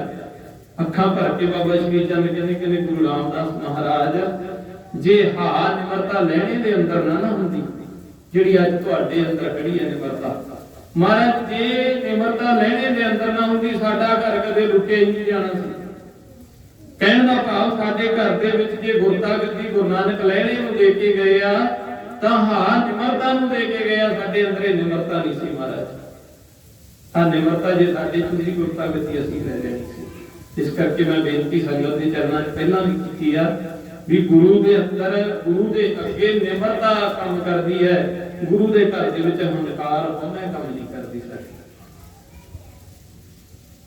ਸਤਿਗੁਰਾਂ ਨੇ ਬੜੇ ਸ਼ਬਦ ਵਰਤੇ ਆ, ਹਉਮੈ ਦੀਰਘ ਰੋਗ ਹੈ, ਦਾਰੂ ਪੀ ਸਮਾਹਿ। ਅਗਲੇ ਬਚਨ ਚਲੋ, ਗੁਰੂ ਜੀ ਨੇ ਤਾਂ ਸਾਨੂੰ ਬੜਾ ਕੁਝ ਸਮਝਾਉਣਾ ਕੀਤਾ। ਆਪਾਂ ਅੱਜ ਮੇਨ ਪੁਆਇੰਟ ਜਿੰਨਾ ਕੁ ਸਮਾਂ ਮਿਲਿਆ, ਗੁਰੂ ਜੀ ਦੀ ਬਾਣੀ ਨਾਲ ਵਿਚਾਰ ਕਰਨੀ ਕਰੀਏ। ਹੁਣ ਮਰਦਾਨਾ ਗੁਰੂ ਜੀ ਦੇ ਜੀਵਨ ਦੇ ਵਿੱਚ ਕਦੋਂ ਆਇਆ ਨਾ, ਉਸ ਵਕਤ ਗੁਰੂ ਨਾਨਕ ਦੇਵ ਮਹਾਰਾਜ ਜੀ ਦੀ ਉਮਰ 19 ਸਾਲ ਦੀ ਹੈ, ਜਦੋਂ ਭਾਈ ਮਰਦਾਨੇ ਜੀ ਨਾਲ ਗੁਰੂ ਸਾਹਿਬ ਜੀ ਦਾ ਮੇਲ ਸੁਮੇਲ ਹੋਇਆ। ਤੇ ਉਸ ਟਾਈਮ ਤੇ ਭਾਈ ਮਰਦਾਨੇ ਦੀ ਉਮਰ 29 ਸਾਲ ਦੀ ਹੈ। ਉਮਰ ਦੇ ਵਿੱਚ 10 ਸਾਲ ਦਾ ਫਰਕ ਹੈ। 29 ਸਾਲ ਦਾ ਭਾਈ ਮਰਦਾਨਾ ਗੁਰੂ ਨਾਨਕ ਨਾਲ 19 ਸਾਲ ਦੇ ਨਾਲ ਮਿਲਦਾ ਹੈ, ਕਿਉਂਕਿ ਉਮਰ ਦੇ ਵਿੱਚ ਵੀ 10 ਸਾਲ ਪਹਿਲਾਂ ਵੀ ਵੱਡੇ ਸੀ। 1459 ਦੇ ਵਿੱਚ ਭਾਈ ਮਰਦਾਨੇ ਜੀ ਦਾ ਜਨਮ ਹੋਇਆ ਸੀ, 1459 ਈਸਵੀ ਦੇ ਵਿੱਚ, ਤੇ 1469 ਈਸਵੀ ਦੇ ਵਿੱਚ ਗੁਰੂ ਨਾਨਕ ਪਾਤਸ਼ਾਹ ਜੀ ਦਾ ਪ੍ਰਕਾਸ਼ ਹੋਇਆ। ਦੇਖੋ, ਮੈਂ ਜਨਮ ਨਹੀਂ ਕਿਹਾ ਗੁਰੂ ਨਾਨਕ ਜੀ ਦਾ, ਸਤਿਗੁਰਾਂ ਲਈ ਜਨਮ ਸ਼ਬਦ ਨਹੀਂ ਵਰਤ ਸਕਦੇ। ਉਹਨਾਂ ਦਾ ਪ੍ਰਕਾਸ਼ ਹੋਇਆ ਸੀ ਦੁਨੀਆ ਦੇ ਅੰਦਰ, ਕਿਉਂਕਿ ਭਾਈ ਗੁਰਦਾਸ ਜੀ ਦੀਆਂ 12 ਜਦੋਂ ਪੜ੍ਹਦੇ ਆ ਨਾ, ਉੱਥੇ ਪਤਾ ਲੱਗਦਾ ਸਤਿਗੁਰੂ ਨਾਨਕ ਪ੍ਰਗਟਿਆ ਕਹਿ ਸਕਦੇ ਆ, ਜਾਂ ਪ੍ਰਕਾਸ਼ ਹੋਇਆ ਕਹਿ ਸਕਦੇ ਆ। ਜੰਮਿਆ ਨਹੀਂ ਕਹਿਣਾ ਕਿਤੇ ਗੁਰੂ ਨਾਨਕ ਜੀ ਨੂੰ, ਇਹ ਲਫ਼ਜ਼ ਨਹੀਂ ਵਰਤਿਆ ਜਾਂਦਾ। ਜੰਮਦੇ ਉਹ ਜਿਹੜੀ ਆਮ ਦੁਨੀਆ ਹੈ, ਸਧਾਰਨ ਬੰਦੇ, ਸਧਾਰਨ ਆਦਮੀ ਜਿਹੜੇ ਜਗਤ ਨੂੰ ਉਤਾਰਨ ਆਉਂਦੇ, ਉਹ ਪ੍ਰਕਾਸ਼ ਹੁੰਦਾ ਉਹਨਾਂ ਦਾ। ਤੇ ਗੁਰੂ ਸਾਹਿਬ ਜੀ ਦੇ ਲਈ ਤਾਂ ਸ਼ਬਦ ਵਰਤਿਆ ਗਿਆ, ਸਤਿਗੁਰੂ ਨਾਨਕ ਪ੍ਰਗਟਿਆ ਮਿੱਟੀ ਧੁੰਦ ਜਗ ਚਾਨਣ ਹੋਆ। ਮੈਂ ਇੱਥੇ ਵੀ ਥੋੜਾ ਜਿਹਾ ਸ਼ਬਦ ਵਰਤ ਲਵਾਂ। ਧੁੰਦ ਕਿਉਂ ਕਿਹਾ ਇੱਥੇ, ਹਨੇਰਾ ਕਿਉਂ ਨਹੀਂ ਕਿਹਾ ਵੀ ਹਨੇਰਾ ਵਗ ਗਿਆ ਜਾਂ ਆ ਹੋ ਗਿਆ? ਧੁੰਦ ਸ਼ਬਦ ਵਰਤਿਆ ਨਾ, ਮਹਾਰਾਜ ਜੀ ਕਹਿੰਦੇ ਮਿੱਟੀ ਧੁੰਦ ਜਗ ਚਾਨਣ ਹੋਆ। ਤੁਸੀਂ ਕਦੇ ਧੁੰਦ ਦੇ ਵਿੱਚ ਦੇਖੋ, ਲਾਈਟ ਕਰਾਂਗੇ ਨਾ ਜੀ ਰੋਸ਼ਨੀ, ਤਾਂ ਰੋਸ਼ਨੀ ਧੁੰਦ ਨੂੰ ਪਾਸੇ ਨਹੀਂ ਕਰ ਸਕਦੀ। ਲਾਈਟ ਜਿੰਨੀ ਮਰਜ਼ੀ ਚਲਾ ਲਿਓ, ਧੁੰਦ ਹਨੇਰਾ ਇੰਨਾ ਭੈੜਾ ਹੁੰਦਾ। ਆਮ ਹਨੇਰਾ ਲਾਈਟ ਜਗਾ ਦੋਗੇ ਪਾਸੇ ਹੋ ਜਾਊਗਾ, ਹਟ ਜਾਊਗਾ, ਪਰ ਜਿਹੜੀ ਧੁੰਦ ਹੈ ਉਹ ਲਾਈਟ ਨਾਲ ਵੀ ਪਾਸੇ ਨਹੀਂ ਹੁੰਦੀ, ਇੰਨਾ ਭੈੜਾ ਹਨੇਰਾ ਹੁੰਦਾ ਧੁੰਦ ਦਾ। ਉਹ ਧੁੱਪ ਹਨੇਰਾ ਵਹਿਮ ਭਰਮ ਪਖੰਡਾਂ ਦਾ, ਉਹ ਧੁੱਪ ਹਨੇਰਾ ਸਾਡੇ ਅੰਦਰ ਖੜੇ ਹੋਏ ਵਿਸ਼ਿਆਂ ਦਾ, ਦੁਨੀਆ ਦੇ ਅੰਦਰ ਉਹ ਧੁੱਪ ਹਨੇਰਾ ਜਾਤ ਪਾਤ ਦਾ ਗੁਰੂ ਨਾਨਕ ਜੀ ਵੇਲੇ ਬਹੁਤ ਭੈੜਾ ਫੈਲਿਆ ਹੋਇਆ ਸੀ। ਤਾਂ ਗੁਰੂ ਜੀ ਦੇ ਲਈ ਸ਼ਬਦ ਵਰਤਿਆ, ਸਤਿਗੁਰੂ ਨਾਨਕ ਪ੍ਰਗਟਿਆ ਮਿੱਟੀ ਧੁੰਦ ਜਗ ਚਾਨਣ ਹੋਆ। ਅੱਗੇ ਸ਼ਬਦ ਵਰਤਿਆ, ਜਿਉਂ ਕਰ ਸੂਰਜ ਨਿਕਲਿਆ ਤਾਰੇ ਛੱਪੇ ਅੰਧੇਰ ਪਲੋਆ। ਜਦੋਂ ਗੁਰੂ ਨਾਨਕ ਜੀ ਦਾ ਪ੍ਰਕਾਸ਼ ਹੋ ਗਿਆ, ਕਹਿੰਦੇ ਜਿਹੜੇ ਉਸ ਟਾਈਮ ਤੇ ਜਿਨ੍ਹਾਂ ਨੇ ਵਹਿਮ ਭਰਮ ਪਖੰਡ ਦੇ ਨਾਲ ਦੁਨੀਆ ਨੂੰ ਲੁੱਟਿਆ ਹੋਇਆ ਸੀ, ਖਾਧਾ ਹੋਇਆ ਸੀ, ਉਹ ਸਾਰੇ ਜਾਣੇ ਦੌੜਨ ਲੱਗ ਪਏ ਸੀ, ਭੱਜਣ ਲੱਗ ਪਏ ਗੁਰੂ ਨਾਨਕ ਜੀ ਦੇ ਬਚਨਾਂ ਦੇ ਅੱਗੇ। ਤਾਂ ਕਰਕੇ ਸਤਿਗੁਰਾਂ ਨੇ ਸ਼ਬਦ ਵਰਤਿਆ। ਹੁਣ ਮਰਦਾਨਾ ਜੀ ਦਾ ਜਿਹੜਾ ਬਾਪ ਦਾ ਨਾਮ ਹੈ ਨਾ ਜੀ, ਉਹ ਬਦਰਾ ਮੀਰਾਸੀ ਸੀ। ਇੱਕ ਸ਼ਬਦ ਨੂੰ ਇੱਥੇ ਸਮਝਿਓ, ਕਦੇ ਵੀ ਮਰਦਾਨਾ ਜੀ ਨੂੰ ਮਰਾਸੀ ਨਹੀਂ ਕਹਿਣਾ, ਮਰਾਸੀ ਸ਼ਬਦ ਨਹੀਂ ਹੈਗਾ, ਮੀਰਾ ਸੀ। ਇਹਨੂੰ ਸ਼ਬਦ ਸਮਝਣ ਦੀ ਕੋਸ਼ਿਸ਼ ਕਰੋ। ਮੀਰਾ ਦਾ ਸ਼ਬਦ ਕੀ ਹੈ, ਇਹਨੂੰ ਅਰਬੀ ਭਾਸ਼ਾ ਦੇ ਵਿੱਚ ਕਦੇ ਪੜ੍ਹ ਕੇ ਦੇਖਿਓ। ਅਰਬੀ ਭਾਸ਼ਾ ਦੇ ਵਿੱਚ ਮੀਰਾ ਲਫ਼ਜ਼ ਦਾ ਜਿਹੜਾ ਅਰਥ ਬਣਦਾ ਉਹ ਹੈ ਸੰਭਾਲਣ ਵਾਲਾ। ਸੀ ਦਾ ਲਫ਼ਜ਼ ਜੇ ਤੁਸੀਂ ਕਹੋਗੇ ਰਿਆਸਤ, ਰਿਆਸਤ ਨੂੰ ਸੰਭਾਲਣ ਵਾਲਾ ਮੀਰਾ ਸੀ। ਜਾਂ ਇਹ ਕਹਿ ਲਈਏ ਸਾਡੇ ਪੰਜਾਬ ਦੇ ਵਿੱਚ ਇੱਕ ਮੀਰਾ ਕੋਟੀਏ ਹੁੰਦੇ ਸੀ, ਮੀਰਾ ਕੋਟੀਏ। ਜਦੋਂ ਮਿਸਲਾਂ ਚੱਲੀਆਂ ਸਾਡੇ ਪੰਜਾਬ ਦੇ ਅੰਦਰ, ਉਦੋਂ ਮੀਰਾ ਕੋਟੀਏ ਇੱਕ ਮਿਸਲ ਹੋਈ ਆ, ਉਹ ਵੀ ਇੱਥੋਂ ਹੀ ਸੀ, ਸੰਭਾਲਣ ਵਾਲੇ ਸੀ। ਕੋਟ ਕੀ ਹੁੰਦਾ ਹੈ? ਕੋਟ ਹੁੰਦਾ ਆਪਦੀ ਰਿਆਸਤ ਜਾਂ ਜ਼ਮੀਨ ਕਹੀ ਜਾਂ ਜਾਇਦਾਦ, ਉਹ ਕੋਟ ਨੂੰ ਸਾਂਭਣ ਵਾਲੇ ਮੀਰਾ ਕੋਟੀਏ। ਤੇ ਮਰਾਸੀ ਸ਼ਬਦ ਤਾਂ ਅਸੀਂ ਬਣਾ ਲਿਆ, ਪਰ ਮੀਰਾ ਸੀ ਸੰਭਾਲਣ ਵਾਲੇ। ਕਿਹਨੂੰ? ਰਿਆਸਤ ਨੂੰ ਸੰਭਾਲਣ ਵਾਲੇ। ਰਿਆਸਤ ਕਿਹੜੀ? ਸਾਡੀ ਪੂਰੀ ਦੁਨੀਆ ਦੀ।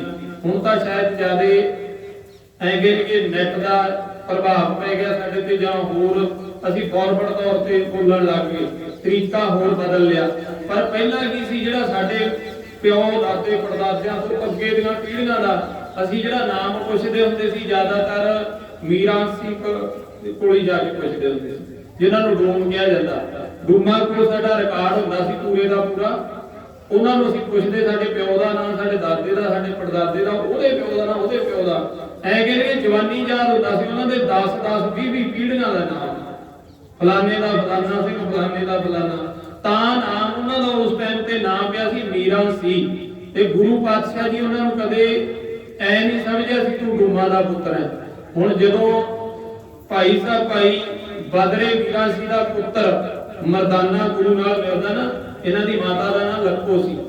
ਮੈਂ ਪਹਿਲਾਂ ਪਰਿਵਾਰ ਬਾਰੇ ਗੱਲ ਕਰ ਲਵਾਂ। ਭਾਈ ਮਰਦਾਨੇ ਜੀ ਦੇ ਪਿਓ ਦਾ ਨਾਮ ਸੀ ਬਦਰਾ, ਮਾਂ ਦਾ ਨਾਮ ਸੀ ਲੱਖੋ, ਤੇ ਪੁੱਤਰ ਸੀ ਦੋ, ਸਜਾਦਾ ਤੇ ਰਜ਼ਾਦਾ, ਦੋ ਪੁੱਤਰ ਸੀ ਭਾਈ ਮਰਦਾਨੇ ਜੀ ਦੇ। ਹੁਣ ਜਿਸ ਵਕਤ ਇਹ ਗੁਰੂ ਨਾਨਕ ਜੀ ਦੇ ਕੋਲ 29 ਸਾਲ ਦੀ ਉਮਰ ਦੇ ਵਿੱਚ ਆਇਆ ਨਾ, ਉਸ ਦਿਨ ਗੁਰੂ ਨਾਨਕ ਜੀ ਜੰਗਲ ਦੇ ਵਿੱਚ ਸਮਾਧੀ ਦੇ ਵਿੱਚ ਬੈਠੇ, 19 ਸਾਲ ਦੀ ਉਮਰ ਸਤਿਗੁਰਾਂ ਦੀ, ਤਲਵੰਡੀ ਦੇ ਵਿੱਚ ਜੰਗਲ ਦੇ ਵਿੱਚ ਬੈਠਿਆ ਗੁਰੂ ਪਾਤਸ਼ਾਹ। ਤੇ ਇਹ ਕੀ ਕਰਦਾ ਹੁੰਦਾ ਸੀ ਮਰਦਾਨਾ, ਇਹਦਾ ਕੰਮ ਸੀ ਰਾਜਿਆਂ ਦੇ ਜਾਂ ਵੱਡੇ ਘਰਾਣੇ ਦੇ ਲੋਕਾਂ ਦੇ ਘਰੇ ਜਾਣਾ, ਜਿਵੇਂ ਕਿ ਰਾਏ ਬਲਾਰ ਸੀ ਤਲਵੰਡੀ ਦੇ ਵਿੱਚ ਉਸ ਟਾਈਮ ਤੇ, ਵੱਡੇ ਘਰਾਣਿਆਂ ਦੇ ਵਿੱਚ ਜਾਣਾ ਤੇ ਉਹਨਾਂ ਦੀ ਵਡਿਆਈ ਕਰਨੀ ਰਬਾਬ ਦੇ ਉੱਪਰ ਗਾ ਕੇ। ਤੇ ਜਦੋਂ ਉਹਨਾਂ ਦੀ ਵਡਿਆਈ ਕਰਨੀ, ਦੇਖੋ ਆਪਾਂ ਵੀ ਪਿੰਡਾਂ 'ਚ ਦੇਖਿਆ, ਜਦੋਂ ਅੱਗੇ ਆਪਣੇ ਆਉਂਦੇ ਨਾ ਮਰਾਸੀ ਵੀਰ ਮੰਗਣ ਆਉਂਦੇ, ਤੇ ਉਹ ਕੀ ਕਰਦੇ ਹੁੰਦੇ, ਉਹ ਕਹਿੰਦੇ ਬਰਬਾ ਤੇਰੀ ਖੈਰ ਹੋਵੇ, ਤੈਨੂੰ ਰੱਬ ਆਹ ਕੁਛ ਦੇਵੇ, ਆਹ ਕੁਛ ਦੇਵੇ। ਆਪਾਂ ਆਪਦੇ ਕੰਨੀ ਸੁਣਿਆ, ਦੇਖੋ ਵਡਿਆਈ ਕਰਦੇ ਨਾ, ਤੇ ਵਡਿਆਈ ਕਰਨ ਦੇ ਨਾਲ ਉਹਨਾਂ ਦੀ ਝੋਲੀ ਦੇ ਵਿੱਚ ਆਪਾਂ ਦਾਣੇ ਕਹਿਣਗੇ ਜਾਂ ਆਪਾਂ ਪੈਸਾ ਟਕਾ ਉਹਨਾਂ ਨੂੰ ਦੇ ਦਿੰਦੇ ਸੀ। ਇਸੇ ਤਰ੍ਹਾਂ ਇਹ ਭਾਈ ਮਰਦਾਨੇ ਦਾ ਕੰਮ ਸੀ, ਰਵਾਬ ਚੁੱਕੀ ਸੀ ਮੋਢੇ ਤੇ, ਗਾਉਣ ਦਾ ਇਹਨਾਂ ਦਾ ਸ਼ੌਂਕ ਸੀ, ਗਾਉਣਾ। ਤੇ ਚੰਗੇ ਘਰਾਣੇ ਦੇ ਘਰਾਂ ਦੇ ਵਿੱਚ ਜਾ ਕੇ ਉਹਨਾਂ ਦੇ ਦਰਵਾਜ਼ੇ ਅੱਗੇ ਖੜ ਕੇ ਉਹਨਾਂ ਦੀ ਵਡਿਆਈ ਕਰਨੀ, ਤੇ ਉਹਦੇ ਤੋਂ ਪੈਸਾ ਲੈ ਲੈਣਾ, ਤੇ ਉਹਦੇ ਨਾਲ ਪਰਿਵਾਰ ਦਾ ਪਾਲਣ ਪੋਸ਼ਣ ਕਰਨਾ। ਹੁਣ ਇੱਕ ਦਿਨ ਜਦੋਂ ਜੰਗਲ ਦੇ ਵਿੱਚ ਦੀ ਗੁਜ਼ਰ ਲੱਗਿਆ, ਮੋਢੇ ਤੇ ਰਵਾਬ ਹੈ ਤੇ ਗਾਉਂਦੇ ਜਾਂਦੇ ਆ, ਉੱਚੀ ਉੱਚੀ ਵਡਿਆਈ ਕਰਦੇ ਜਾਂਦੇ ਆ ਉਹਨਾਂ ਲੋਕਾਂ ਦੀ ਜਿਹੜਿਆਂ ਦੇ ਘਰਾਂ ਤੇ ਜਾ ਕੇ ਗਾਉਣਾ, ਉਹਨਾਂ ਦੇ ਨਾਂ ਲੈ ਲੈ ਕੇ।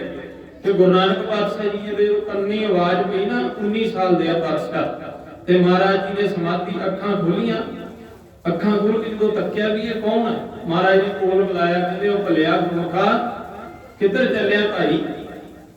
ਤੇ ਜਦੋਂ ਕੋਲ ਬੁਲਾਇਆ, ਪੁਰਖਾ ਬਚਨ ਵਰਤਦੇ ਹੁੰਦੇ ਗੁਰੂ ਨਾਨਕ ਪਾਤਸ਼ਾਹ, ਆਮ ਸ਼ਬਦ ਜਿਹੜਾ ਵਰਤਦੇ ਨਾ ਕਿਸੇ ਨੂੰ ਬੁਲਾਉਣ ਵਾਸਤੇ, ਗੁਰੂ ਨਾਨਕ ਜੀ ਕਹਿੰਦੇ ਨੇ ਉਹ ਪੁਰਖਾ ਕਿੱਧਰ ਚੱਲਿਆ ਭਾਈ।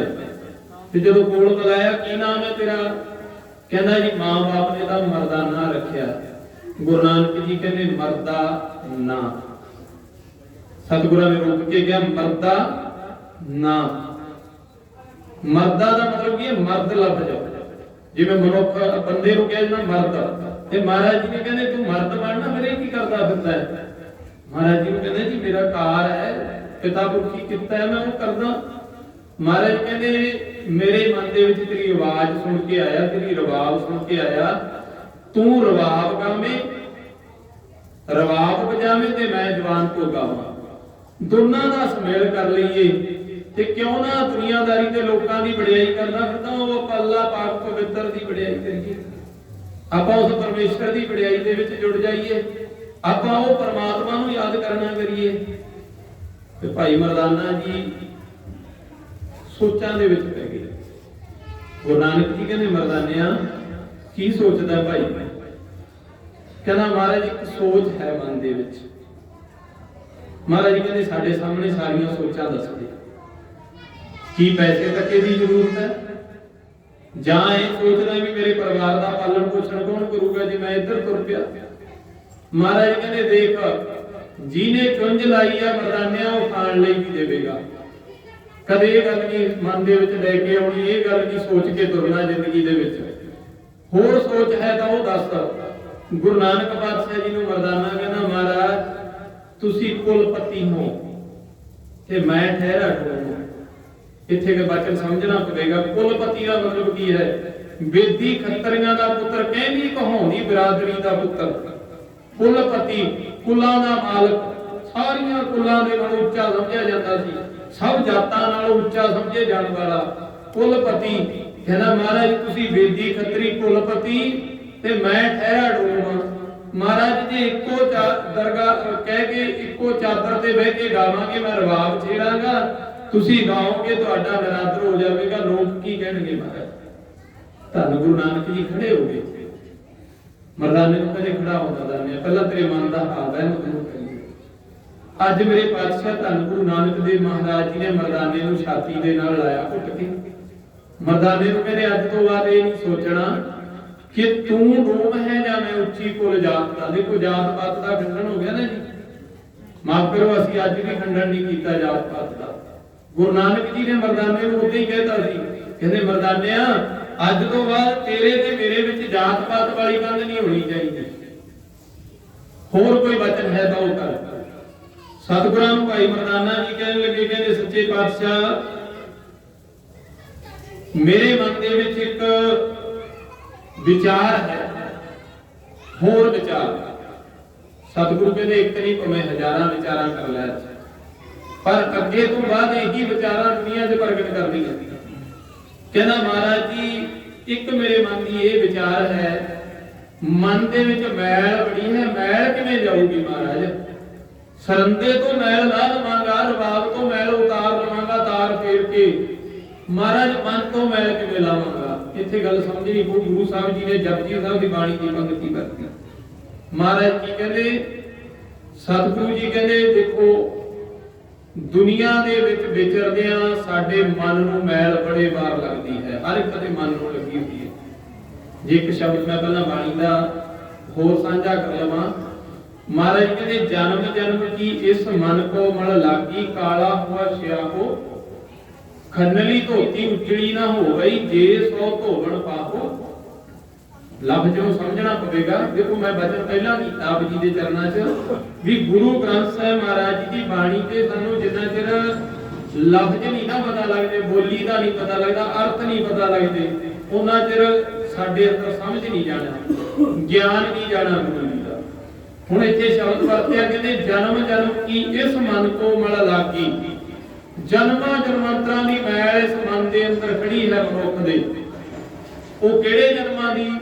ਮਹਾਰਾਜ ਕਹਿੰਦੇ ਕਈ ਜਨਮ ਭਏ ਕੀਟ ਪਤੰਗਾ, ਕਈ ਜਨਮ ਗੱਜ ਮੀਨ ਕੁਰੰਗਾ, ਕਈ ਜਨਮ ਪੰਛੀ ਸਰਪ ਹੋਇਓ, ਕਈ ਜਨਮ ਹੈ ਵਰਵਿਕ ਜੋਇਓ। ਹੁਣ ਇੱਥੇ ਇਹ ਵੀ ਸਮਝਣਾ ਪਵੇਗਾ ਨਾ ਕਿ ਗੁਰਬਾਣੀ ਗੱਲਾਂ ਕਰਦੀ ਹੈ।